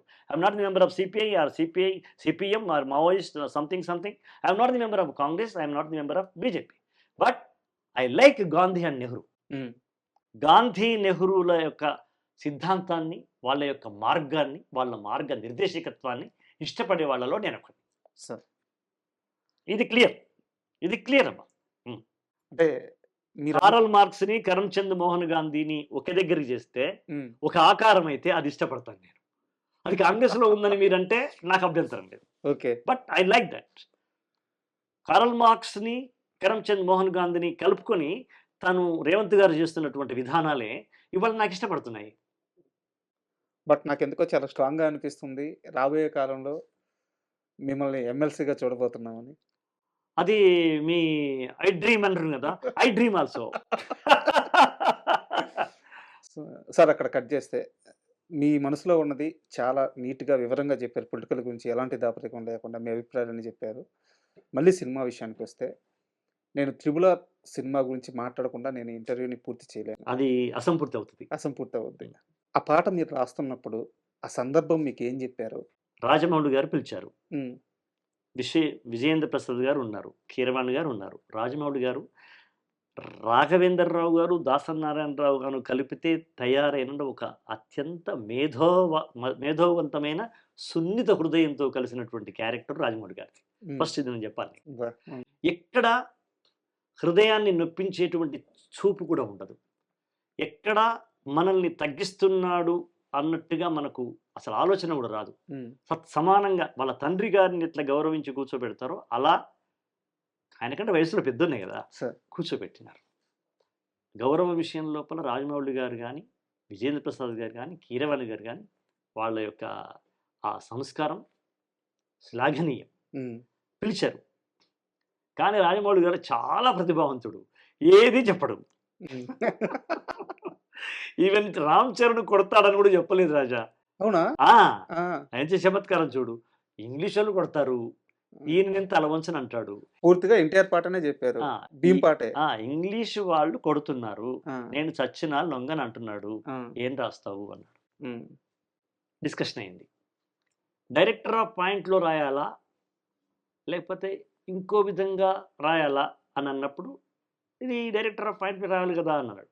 నేను ఒక చిన్న మార్పు చెప్పిన. ఆయన లిప్ ద్వారానే వస్తే ఎట్లా ఉంటది అన్నాను. హ్మ్. అంటే స్వోత్కర్ష అవుతదేమో అన్నాడు. నేను వీరుణ్ణి అంతే కదా! నేను లొంగను. నాది ఎవరెస్ట్ లాంటి శిఖరం, శిరస్సు అట్లా వస్తే స్వోత్కర్ష అవుద్దండి. నేను రాసినాక చూడండి అందులో స్వోత్కర్ష ఉండదు. బలిదానం ఉంటదని చెప్పా. హ్మ్. బలిదానానికి నిలబడినటువంటి ఒక మహోన్నత మానవతా సమిధా రూపం ఉంటుందని చెప్పా. హ్మ్. అయితే మీరు రాసి చూపెట్టండి అన్నాడు. హ్మ్. కిరవాణి గారు కూడా నా వైపే అన్నాడు. యెస్. మీరన్నాను కదా! మీరు రాసి తీసుకురండి. నిజంగా బావుంటే ఓకే. లేదనుకుంటే మనం చెప్పిన పద్ధతిలో పెడదాం. ఇప్పుడు 3 రకాలుంటది మిత్రమా. ఇప్పుడు తల వంచని రాజా అతడొక సూర్య తేజ అని నేను చెప్పినట్టు రాస్తాం పాఠం. కీర్తింపబడుతూ. ఆ! థర్డ్ పర్సన్ మీద థర్డ్ రాస్తాం. పర్సన్. అర్థమైందా? లేదా ఎవ్వరయ్యా నాని నాని నాని నానా అని రాస్తాం. ఎవరు నువ్వు మా రాజా ఏ తల్లి కన్న బిడ్డవో విజయ రామరాజా. నేను చెప్తున్నాను మీ గురించి. హ్మ్. This is second person. తనే చెప్తున్నాడు. ఈ థర్డ్ పర్సన్ తనకు తాను చెప్పుకోవడం. హ్మ్. ఇందులో ఈ ప్రమాదం ఉంది. కత్తి అంచు మీద నడక లాంటిది. కొంచెం ఇటైనా కూడా సొంత డబ్బా కట్టుకున్నట్టుంటది అవును. కదా! ఇది ఆ ప్రమాదమైనటువంటి నడక నేనే ఎంచుకున్నాను తప్ప వాళ్ళు చెప్పలా. హ్మ్. నేనే ఎంచుకున్నా. చెప్పి ఇట్లా నేను మీకు చేస్తానంటే ఒక 2, 3 ట్యూన్‌లలో చేయండి. నాకు అలవాటు కీరవాణి గారితోని. నువ్వు రాసేస్తావు గదా! నువ్వు పాడతావు గదా! అది చెయ్యి. తర్వాత నేను జూస్తానంటాడాయన. హ్మ్. హ్మ్. నేను ఆయనకి రాసిన అన్ని పాటలు నా ట్యూన్‌లో వినిపించినవే. ఓకే. ఆయన దాన్ని అద్భుతంగా మార్పు చేసినాడాయన. అది సత్యం. అప్పుడు నేను ఒక 3 రకాలుగా రాసుకెళ్ళిపోయా. ఇప్పుడు మీరు వినేది మూడో రకం. ఓకే. అప్పుడు వాళ్ళు ఈ ఈ ట్యూన్ ఇష్టపడ్డారు వాళ్ళు. కొమురం భీముడో కొమురం భీముడో కొర్రాసు నెగడోలే మండాలి కొడుకో అందులో విషాదం ఉంది, ఆత్మవిశ్వాసం ఉంది, ఆశయం పట్ల అంకిత భావం ఉంది. ఈ మూడింటి పెనవేత్తోనే నేను ఒక్కొక్క అక్షరం రాసుకుంటూ పోయాను. అక్కడ ఎక్కడ మీకు సొంత డబ్బా అనిపిస్తుందా? అవును. లేదు. అనిపించదుగా. ఇది ఒక ప్రత్యేకమైన పద్ధతిలో నేను తీసుకెళ్ళాను. రగరాగా సూరీడై రగలాలి కొడుకో. ఇది తెలంగాణ ప్రజల్లో ఉన్నటువంటి మాట. ఇవ్వాల దస్తే రేపటికి 2 హ్మ్. ఎందుకురా భయపడతావు? సస్తొకటి పుడితొకటి సస్తొకటి. ఎందుకులా భయపడతామని తనకు తానే అనుకుంటాడు. అట్లా అనుకున్న వాళ్ళే వీర తెలంగాణ నైజాం రాజు వ్యతిరేకంగా చేసిన పోరాటం లోపల కొంతమంది 4000 మంది వీరుల్ని గురించి మా నాన్న చెప్పినాడు. కాబట్టి ఆ వీరుని తలుచుకున్నాను నేను. కొమరం భీముడు అంతే. ఆ తర్వాత ఆయన చనిపోయినాడు కదా, నైజాం రాజు చనిపోయినాడు. జల్ జమీన్ జంగల్ తో సరిపోయినాడు కదా. చనిపోబోయేవాడు ఏం మాట్లాడతాడు, అది సినిమాకు తెలియదు, అప్పుడు ఆ విషయం లేదు. కానీ నాకు తెలుసుగా, మీకు తెలుసు కదా ఆ తర్వాత చచ్చిపోయినాడని. అదంతా ఇప్పుడు రాస్తున్నాం కాబట్టి అప్పటి వ్యక్తిని మార్చి ఒక అద్భుతమైనటువంటి ఒక చిచ్చును, ఒక కార్చిచ్చును కదా. అలాగే భూతల్లి చనుబాలు తాగా నట్టేరు చర్మాములిచే దెబ్బకు అబ్బంటోగాల చిలికే రక్తము చూసి చెదిరి తోగాల బుగులేసి కన్నీరు ఒలికి తోగాల భూతల్లి సనుబాలు తాగా నట్టేరు. తెలంగాణలో ఒక పలుకుబడి ఉంది, అది రాయలసీమలో ఉందా ఉత్తరాంధ్రలో ఉందా నాకు తెలియదు. ఏదన్నా ఉంటే అన్నా నేను నీకు మాటిస్తున్నా, ఇది నేను చేయకపోతే నేను మా అమ్మకు నేను పుట్టనట్టే అని అంటారు. దాన్ని నేను ఇక్కడ కలిపా. ఇది నా బాల్యంలో విన్న మాట. నా బాల్యం కన్నా ఇంకా 30 ఏళ్ళు వెనక్కి పోయి రాసిన పాట అది. 1920లో రాస్తున్న పాట నేను. 20లో వచ్చినటువంటి మాటలే ఉపయోగించాలి. అది నాకు రాజమౌళి గారు నాకు స్వేచ్ఛ ఇచ్చినారు. ఎవరికి అర్థమవుద్దా, కోస్తా వాళ్ళకి అర్థమవుద్దా, మద్రాసులో అర్థమవుద్దా వదిలే, నేను దృశ్యం ద్వారా అర్థం చేపిస్తా. నువ్వు అక్కడ పుట్టి పెరిగిన కొమరం భీముడు వాయిస్ ఏదంటే అదే రాయన్నాడు. అది గ్రేట్నెస్ ఆఫ్ రాజమౌళి. ఎస్, నాకు స్వేచ్ఛ మైదానం ఇచ్చినాడు. చెరకు తోటలోకి ఐరావతం పోయినట్టు ఉంది నా పరిస్థితి. ఇట్లా మలుచుకుంటే దొరికిపోతుంది చెరకు తోట, ఎలా ఉంటుంది అది. అలా నేను మొదలెట్టా. కాలువై పారే నీ గుండె నెత్తూరు, సోత్కర్ష ఉందా. నేలమ్మ నుదుట బొట్టయితుంది చూడు, సొంత డబ్బా ఉందా. అమ్మ కాళ్లకు పారాణయింది చూడు, తల్లి పెదవుల నవ్వై మెరిసింది చూడు.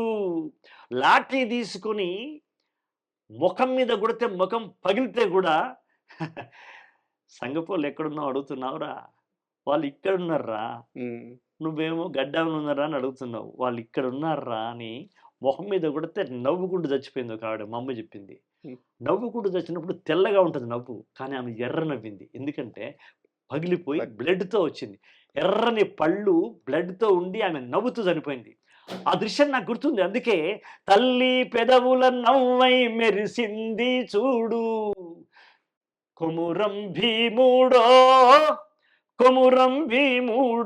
పుడమి తల్లికి జనమా అరణమిస్తివిరో. అరణము అంటే సొమ్ము కాదు, అరణము అంటే కరెన్సీ కాదు. అరణము అంటే ఏంది, ప్రాణం ఉండేటువంటి జీవాలను ఇస్తే అది అరణం అంటారు తెలంగాణ. అంటే బిడ్డెంబడి ఒక బర్రెనిస్తే, ఒక మేకనిస్తే, ఒక ఆవునిస్తే అది అరణం. ఎందుకు ఇస్తారు అరణము? బిడ్డ మా దగ్గర పెరిగి ఒంటరిగా వెళ్ళిపోతా ఉంది, మా జ్ఞాపకాలు వస్తాయి. తనతో పాటు పుట్టి పెరిగిన లేగదూడను ఎంబడి పంపిస్తే ఎప్పుడైనా దొడ్లో పోయినప్పుడు ఆ లేగదూడ చూడగానే చెల్లె యాదికి వస్తుంది, తల్లి యాదికి వస్తుంది, నా బిడ్డకు ఉపశమత అవుతుంది. తల్లిగారింటి లేగదూడ, తల్లిగారింటి మేకపిల్ల, తల్లిగారింటి కుక్కపిల్ల ఏమైనా అనుకో, అది అమ్మ చూస్తే మా బెంగ తీరుతుంది నా బిడ్డకని ఇచ్చినారు. అదొక గొప్ప సంప్రదాయం. ఆ సంప్రదాయాన్ని నేను ఇక్కడ పెట్టా. పుడమి తల్లికి జన్మని అనుభవించడం ఎందుకన్నాము, ఆయన తర్వాత చచ్చిపోతాడన్న సంగతి నాకు తెలుసు కాబట్టి. నేను 2023లో రాస్తున్నాను పాట. So I know what happened about the Komaram భీముడు. చరిత్ర తెలిసిన వాడిని కాబట్టి ఆ చరిత్రను రాస్తూ ఎక్కడా సోత్కర్ష సొంత డబ్బా లేకుండా రాయాలి. నేనే జాగీర్దారుండరా, నే మత్స్యదారు, నే ధరను, నే భూస్, ఇది సొంత డబ్బా అవుతుంది. తేడా ఉంది చూసారా, చాలా సన్నగితే. కానీ ఇది సొంత డబ్బా కాదు, అది అహంకారం ఉంది, ఇది ప్రజల పట్ల మమకారం ఉంది. రాజమౌళి గారికి కడుపు నిండిపోయి ఉంటుంది. కడుపు నిండిపోయింది కాదు, ఒక్క అక్షరం మార్చలా. అయితే అప్పుడు నేను పుడమి తల్లికి అరణం ఇస్తానని రాయలా. అక్కడికి పోయిన తర్వాత లాస్ట్ ఇంకొక పంచ్ కలిసి ఇస్తావా అన్నాడు. అనగానే కీరవాణి గారు ఏం పర్లేదు అశోక్ తేజ గారు, రేపు రాయొచ్చు అన్నాడు. అంటే రాజమౌళి గారు అన్నారు, ఎందుకన్నా నువ్వు ఆయన రేపటికి వేస్తావు, రేపు మనం అమ్మాయి పాట రాయించేది ఉంది కదా, కొమ్మ ఉయ్యాల పాట, ఉయ్యాలనేది అప్పుడు లేదు. అమ్మాయి పాట పాడిచ్చేది కదా! హ్మ్. మనం కాఫీ తాగే లోపల అయిపోతది. ఒకటే లైన్ కదా! అన్నాడాయన. నా హ్మ్. మీద ఉన్న విశ్వాసాన్ని కాపాడుకోవాలని వాళ్ళు టీ తాగి రాకముందుకే నేనే వెళ్లి వచ్చేసింది సార్ అన్నాను. చూసావా? వచ్చేసిందంట. ఏందన్నాడు.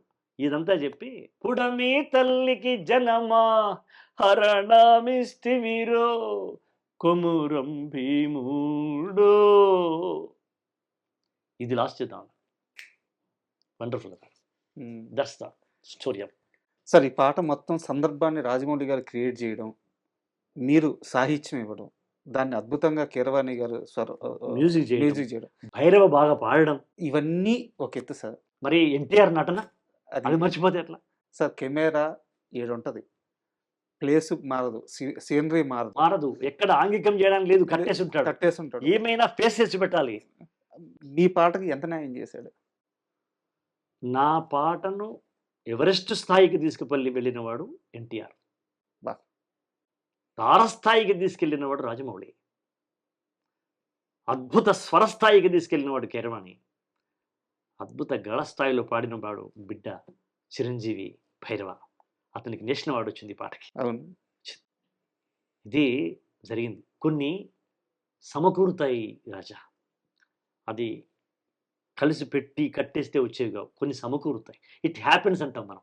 సార్, ఇది నేను చేశాను అనడం కరెక్ట్ కాదు. ఇది ఈ పాట నేను చేశాను, ఈ పాట నేను రాశాను కాదు. It happens by me, by them, by them. ఇది అట్లాగే ఒక రాముల మూడు అంతే. It's happens by them, by me. అలా ఇది మన ఒక్కరి కాదు. అసలు సినిమాలో ప్రొడక్టే ఒక్కరి సొత్తు కాదు. మేధావుల సమిష్టి హృదయంలోంచి వచ్చినటువంటి దే సినిమా. ఆ సమిష్టి కలిసింది. ఇందులో అందరికీ సమస్థాయిలో సమభాగం ఉంది. కాబట్టి నేను ఈ క్రెడిట్ అందరిది కోరుకుంటాను. ఆ రోజు నేషనల్ అవార్డు వచ్చింది ఎట్లయితే అందరికీ ఇచ్చినానో, దీనికి కూడా అందరికీ ఇస్తాం. అసలు సినిమా అంటేనే అంత సినిమా అంటే కాగితంలో 25% ఉంటుంది రాసినప్పుడు, పాడితే 50% ఉంటుంది, దాన్ని మ్యూజిక్ చేస్తే 70% వస్తుంది, దాన్ని గాయకుడు పాడిస్తే 80% ఉంది, దాన్ని నటిస్తే 100% అవుతుంది, దాన్ని చిత్రీకరిస్తే 1000% అవుతుంది. That's the graphic cinema lyric. అది మనం ఎప్పుడు గుర్తెరిగి ఉండాలి. ఏదో అంతా మనదే. సక్సెస్ ఎప్పుడు మనిషిని వినయంగా మారుస్తుంది. చాలా మందిలో సక్సెస్ కొంతమందిలో తలబిరుస్థానం చేస్తూ అంటారు, హెడ్ స్ట్రాంగ్ అంటారు. కానీ నిజంగా సక్సెస్ యొక్క గొప్ప లక్షణం ఏంటంటే సక్సెస్ వినయాన్ని ఇస్తుంది. అవునబ్బా ఏదో అంట. కమల్ హాసన్ గారు జాతీయ అవార్డు వచ్చినప్పుడు ఏమన్నారు, నాకంటే శివాజీ గణేశన్ తక్కువని కాదు కదా నాకు నేషనల్ అవార్డు వచ్చింది, ఈ సినిమాకి అలా కుదిరింది కాబట్టి నాకు ఇచ్చినారు అన్నాడు. కమల్ హాసన్ ఎలా అంటే హూ ఇస్ ద సుధారా శక్తేజ. It's happens. స్టోరీ, నటుడు, దర్శకుడు, గాయకుడు, ప్రేక్షకుడు, ఇన్ని చేసి ప్రేక్షకుడు పట్టించుకోలేదు అనుకో, 3 రోజులకి సినిమా మాయమైంది అనుకో, ఏమవుతుంది? అట్లా ఎన్నిపోయినాయి. సార్, చివరిగా మీ కెరీర్ మొత్తం మీద మీరు ఏ రోజు యూత్ని కిర్రెక్కిచ్చే పాటలు రాయలేదు? లేదు. ఐటమ్ పాటలు రాయలేదు. అసలు నాకు స్త్రీని ఐటమ్ అని పోల్చడమే చాలా హృదయాన్ని పగలగొడుతుంది మిత్రమా. Our mother, she is our sister, that body herself it is a created body. ఒక శుక్రకణాన్ని తీసుకుని 9 నెలల బిడ్డగా మలిచి నవమాసాల యాత్ర చేసి పురిటి నొప్పులు బాధపడి బయటకు తీసుకొచ్చి గ్రేట్ బాడీ. మీరు ఆ తల్లి ఆ పెయిన్ మీద ఒక పాట కూడా రాస్తున్నారు. అవును కదా. రాములమ్మలో రాశాము, తల్లి పేగు మీద రాసిన నొప్పమ్మ ఇది అని రాశాము. అట్లాగే పురిటి నొప్పుల బాధ తెలియని పురుష జాతికి తల్లి వైద్యమే అని రాశాము నారాయణమూర్తి గారికి. అలు నీకు దండమే అని. అట్లా ఒక స్త్రీని పట్టుకుని ఐటమ్ అనడం అనేది నాకు చాలా అయిష్టమైనటువంటి, ఉచ్చరించరానటువంటి మాటగా భావిస్తాను. అలాంటివి వీళ్ళంతవరకు నా అదృష్టం ఏంటంటే, దాసరి గారి పుణ్యం ఏంటంటే, వీడు ఇది రాస్తాడు అని ఆయన నాకు ఒక ముద్ర వేసినాడు ఆయన. ఇండస్ట్రీ నన్ను అలాగే నన్ను ఉపయోగించుకుంది. నాకన్నా గొప్ప మేధోవంతమైంది ఇండస్ట్రీ. అశోక్ తేజతో ఏం రాయించుకోవాలో నాకన్నా గొప్పగా మా ఇండస్ట్రీకి తెలుసు. నా ప్రశ్న కూడా ఇదే సార్. అంటే మీది ఇప్పటికీ ఒంట్లో శక్తి ఉండే వయసే, మైండ్ పరంగా చాలా యాక్టివ్గా ఉన్నారు, విశాలమైన సబ్జెక్టు తెలుసు, చరిత్ర తెలుసు. కానీ మీకు సినిమా పాటల విషయంలో ఒక లిమిటేషన్ ఉంది. అవును. ఇప్పటికే ఎంతో సాధించేశారు. ఇకపైన మీ సినీ సాహిత్య ప్రయాణం ఎలా ఉండబోతుంది? మిమ్మల్ని వెతుక్కుంటూ రాబోయే మీ పాటలే రాస్తారా? ఇకపైన ఎలా ఉండబోతుంది? ఇప్పుడు నాకు సమంజసం అనిపిస్తే ఏ పాటైనా రాస్తాను. హ్మ్. ఇప్పుడు వచ్చిండే క్రీమీ బిస్కెట్ వేసిండే. నాకేం సమస్య రాలా. హ్మ్. అట్లాగే కాళ్ళకు వెండి గజ్జల్ లేకున్నా నడిస్తే గల్గల్, కొప్పుల మల్లె దండల్ లేకున్నా చెక్కల గిల్గిల్, నవ్వితే రావుర ముత్యాల్ అవి నవ్వితే వస్తాయి మురిపాల్, నోట్లో సున్నం కాసుల్ లేకున్నా తమ్మల పాకుల్, మునిపంటితో నొక్కితే ఎర్రగా అయితది రామన దిల్ అనడానికి నాకు ఇక్కడ నాకేం అభ్యంతరాలు లేవు. హ్మ్. నాకేం అభ్యంతరాలు లేవు. కొన్ని పాటలు రాస్తున్నారు. బట్ అవి నాకు రాయడం పెద్దగా ఇష్టము లేదు. నాకు ఇవ్వను కూడా ఇవ్వరు. ఎందుకంటే 32 సంవత్సరాల అనుబంధం చెప్తున్నా. నాకెవ్వరు నన్ను దాదాపుగా ఐటమ్ సాంగ్ మీరు అన్నట్టుగా ఒకటి రాయమని నన్ను ఎవరు అడగలేదు. ధైర్యం కూడా చేయరేమో. చేయరు. అంటే ధైర్యం అని అనను కాదు కానీ, ఎందుకు టమాటాల దుకాణంలో టమాటా తీసుకుందాము, తులసి పత్రాల దగ్గర తులసి తీసుకుందాము అని అనుకుంటారు తప్ప, మనము మన దగ్గర కొబ్బరికాయలు ఉంటే వాళ్ళు పచ్చిమిరపకాయలకి ఎందుకు వస్తారు? రారు కదా. కాబట్టి నా దగ్గర నుంచి ఏం తీసుకోవాలన్నది పెద్దలకు, సినిమా పరిశ్రమకు తెలుసు. అవే రాస్తాను. అలాగని వచ్చిండైన పాట కానీ, సారంగధర్యాలు లాంటి పాటలు కానీ రాయనని కాదు, రాస్తాను. కానీ నాకంటూ కొన్ని నిబంధనలు పెట్టుకుంటాను నేను. అది రాస్తాను. కొంటెగా ఉంటే ఓకే, చలోక్తిగా ఉంటే ఓకే, హృదయాన్ని చెక్కలిగిలి చేస్తే ఓకే, శరీరాన్ని అవయవాలను ఉద్రేకింపజేసే అవసరము నాకిప్పుడు లేదు. నాకు అప్పుడు రాలేదు. 30 yearsలో నేను ఇండస్ట్రీకి వచ్చినప్పుడు నాకు రాలా. ఇప్పుడు నేను 60 yearsలో ఉన్నా, నాకు ఇప్పుడు కూడా రాదు. నేను అనేకమైన పాటలు కొన్ని మీరు అన్నటువంటి ఒక స్పెషల్ పాటలు వచ్చినప్పుడు నేను నమస్కారం పెట్టిన రోజులు కూడా ఉన్నాయి. సార్, చివరి ప్రశ్న. ఒక పేపర్ మీద ఒకవైపు పూర్తిగా రాస్తే ఒక పాట అయిపోద్ది. అంత చిన్న శ్రమ 2 లక్షలు 3 లక్షల రూపాయల రెమ్యునరేషన్ ఉంటుంది. అది బడ్జెట్ని బట్టి చిన్న సినిమాలకు అంత ఉంటుంది. అంత ఈజీగా తక్కువ శ్రమతో అంత ఎక్కువ డబ్బులు వచ్చే ఈ రోజుల్లో మీరు పనిగట్టుకొని కూర్చొని వందల పేజీలు ఉండే పుస్తకాలని రాస్తున్నారు. అంటే ఇది శ్రమకావ్యం. ఇది నేను అడవిని మాట్లాడుతున్నాను. ఇది స్త్రీ శూద్ర గంగ. ఇది అశోకవనం. ఇలాంటి పుస్తకాలు ఇలా ఇంకొక వైపు రాస్తూ ఉండాలని అన్న దాంట్లో కూడా నాకు నారాయణ రెడ్డి గారే ఆదర్శం. ఆయన చెప్పిందే, సినిమా పాట రాయి, అది గ్లామర్, కావ్యాలు కవిత్వం రాయి, ఇది గ్రామర్ అన్నాడు ఆయన. ఆయన నా మనసులోనూ అదే ఇష్టం ఉంటుంది. నాకు సినిమా పాట లేదనుకో, నేను ఇంకో కావ్యం రాస్తాను. నేను రేపు ఇప్పుడు ఇంకొక పుస్తకం వస్తుంది, నా పాటతో నా ప్రయాణం అనే పుస్తకం వస్తుంది ఇంకొక 2 నెలల్లో. ఈ 30 సంవత్సరాల్లో నేను రాసిన అద్భుతమైన పాటల ఘర్షణ ఎలా జరిగింది, సంభాషణ ఎలా జరిగింది, ఆయనేమన్నారు, నేనేమన్నాను, నేను ఎక్కడి నుంచి ఈ పదం తీసుకొచ్చాను, ఏ పద్యాన్ని నేను వాడుకున్నాను, ఏ శ్లోకంలోంచి నేను ఈ భావం తీసుకున్నాను, అవన్నీ కూడా ఓపెన్గా విద్యార్థులకు చెప్పినట్టుగా నేను పుస్తకం వస్తుంది. చాలా ఇంట్రెస్టింగ్. పాటతో నా ప్రయాణం, అది పుస్తకం రాగానే నేను పిలిచి మరీ నీకు ఇస్తా. అయ్యా, అది ఒక్కటి మాట చివరికి చెప్తా. కన్ను మూసేదాకా పెన్ను మూసేది లే, పెన్ను మూసేదాకా కన్ను మూసేది లే. ఇది తగ్గేది లేకంటే పవర్ఫుల్ గా ఉంది. అదే రైటర్ కదా. కాబట్టి అది కొనసాగుతూనే ఉంటుంది, కొనసాగిస్తూనే ఉంటాం. మీరు అలాగే కొనసాగించండి సార్. ఎందుకంటే మీ పాట మాకు అవసరం, ఈ సమాజానికి అవసరం. ప్రజల కోసం పాట రాసే రచయితలు చాలా తక్కువ మంది ఉన్నారు. వారిలో మీరు ముందు వరుసలో ఉంటారు. నేను ప్రజాక్షేత్రంలో సినిమా కవిని, సినీ క్షేత్రంలో ప్రజాకవిని. ఈ రెండు నేను చవి చూశాను. ఈ రెండుకు సంబంధించిన అవార్డులు తీసుకున్నా. విన్నారా? ఇవాళ సినీ క్షేత్రంలో ప్రజాకవిగా తీసుకుంటున్నాను. మొన్న June 25లో ప్రజాక్షేత్రంలో కాదు, సినీ క్షేత్రంలో ప్రజాకవిగా తీసుకున్నాను. కనుక నాకు ఈ రెండు ఇష్టం. పాట అంటే ఇష్టం అంతే. మాకు మీ పాట అంటే ఇష్టం. Thank you very much sir. ఎందుకంటే చాలామందికి దొరకని అదృష్టం ఇది. నాకు ఈరోజు మీరు కల్పించారు. చాలా ఎక్కువ సమయం కూడా ఇచ్చారు. చాలా ఆనందంగా ఉంది. Thank you very much.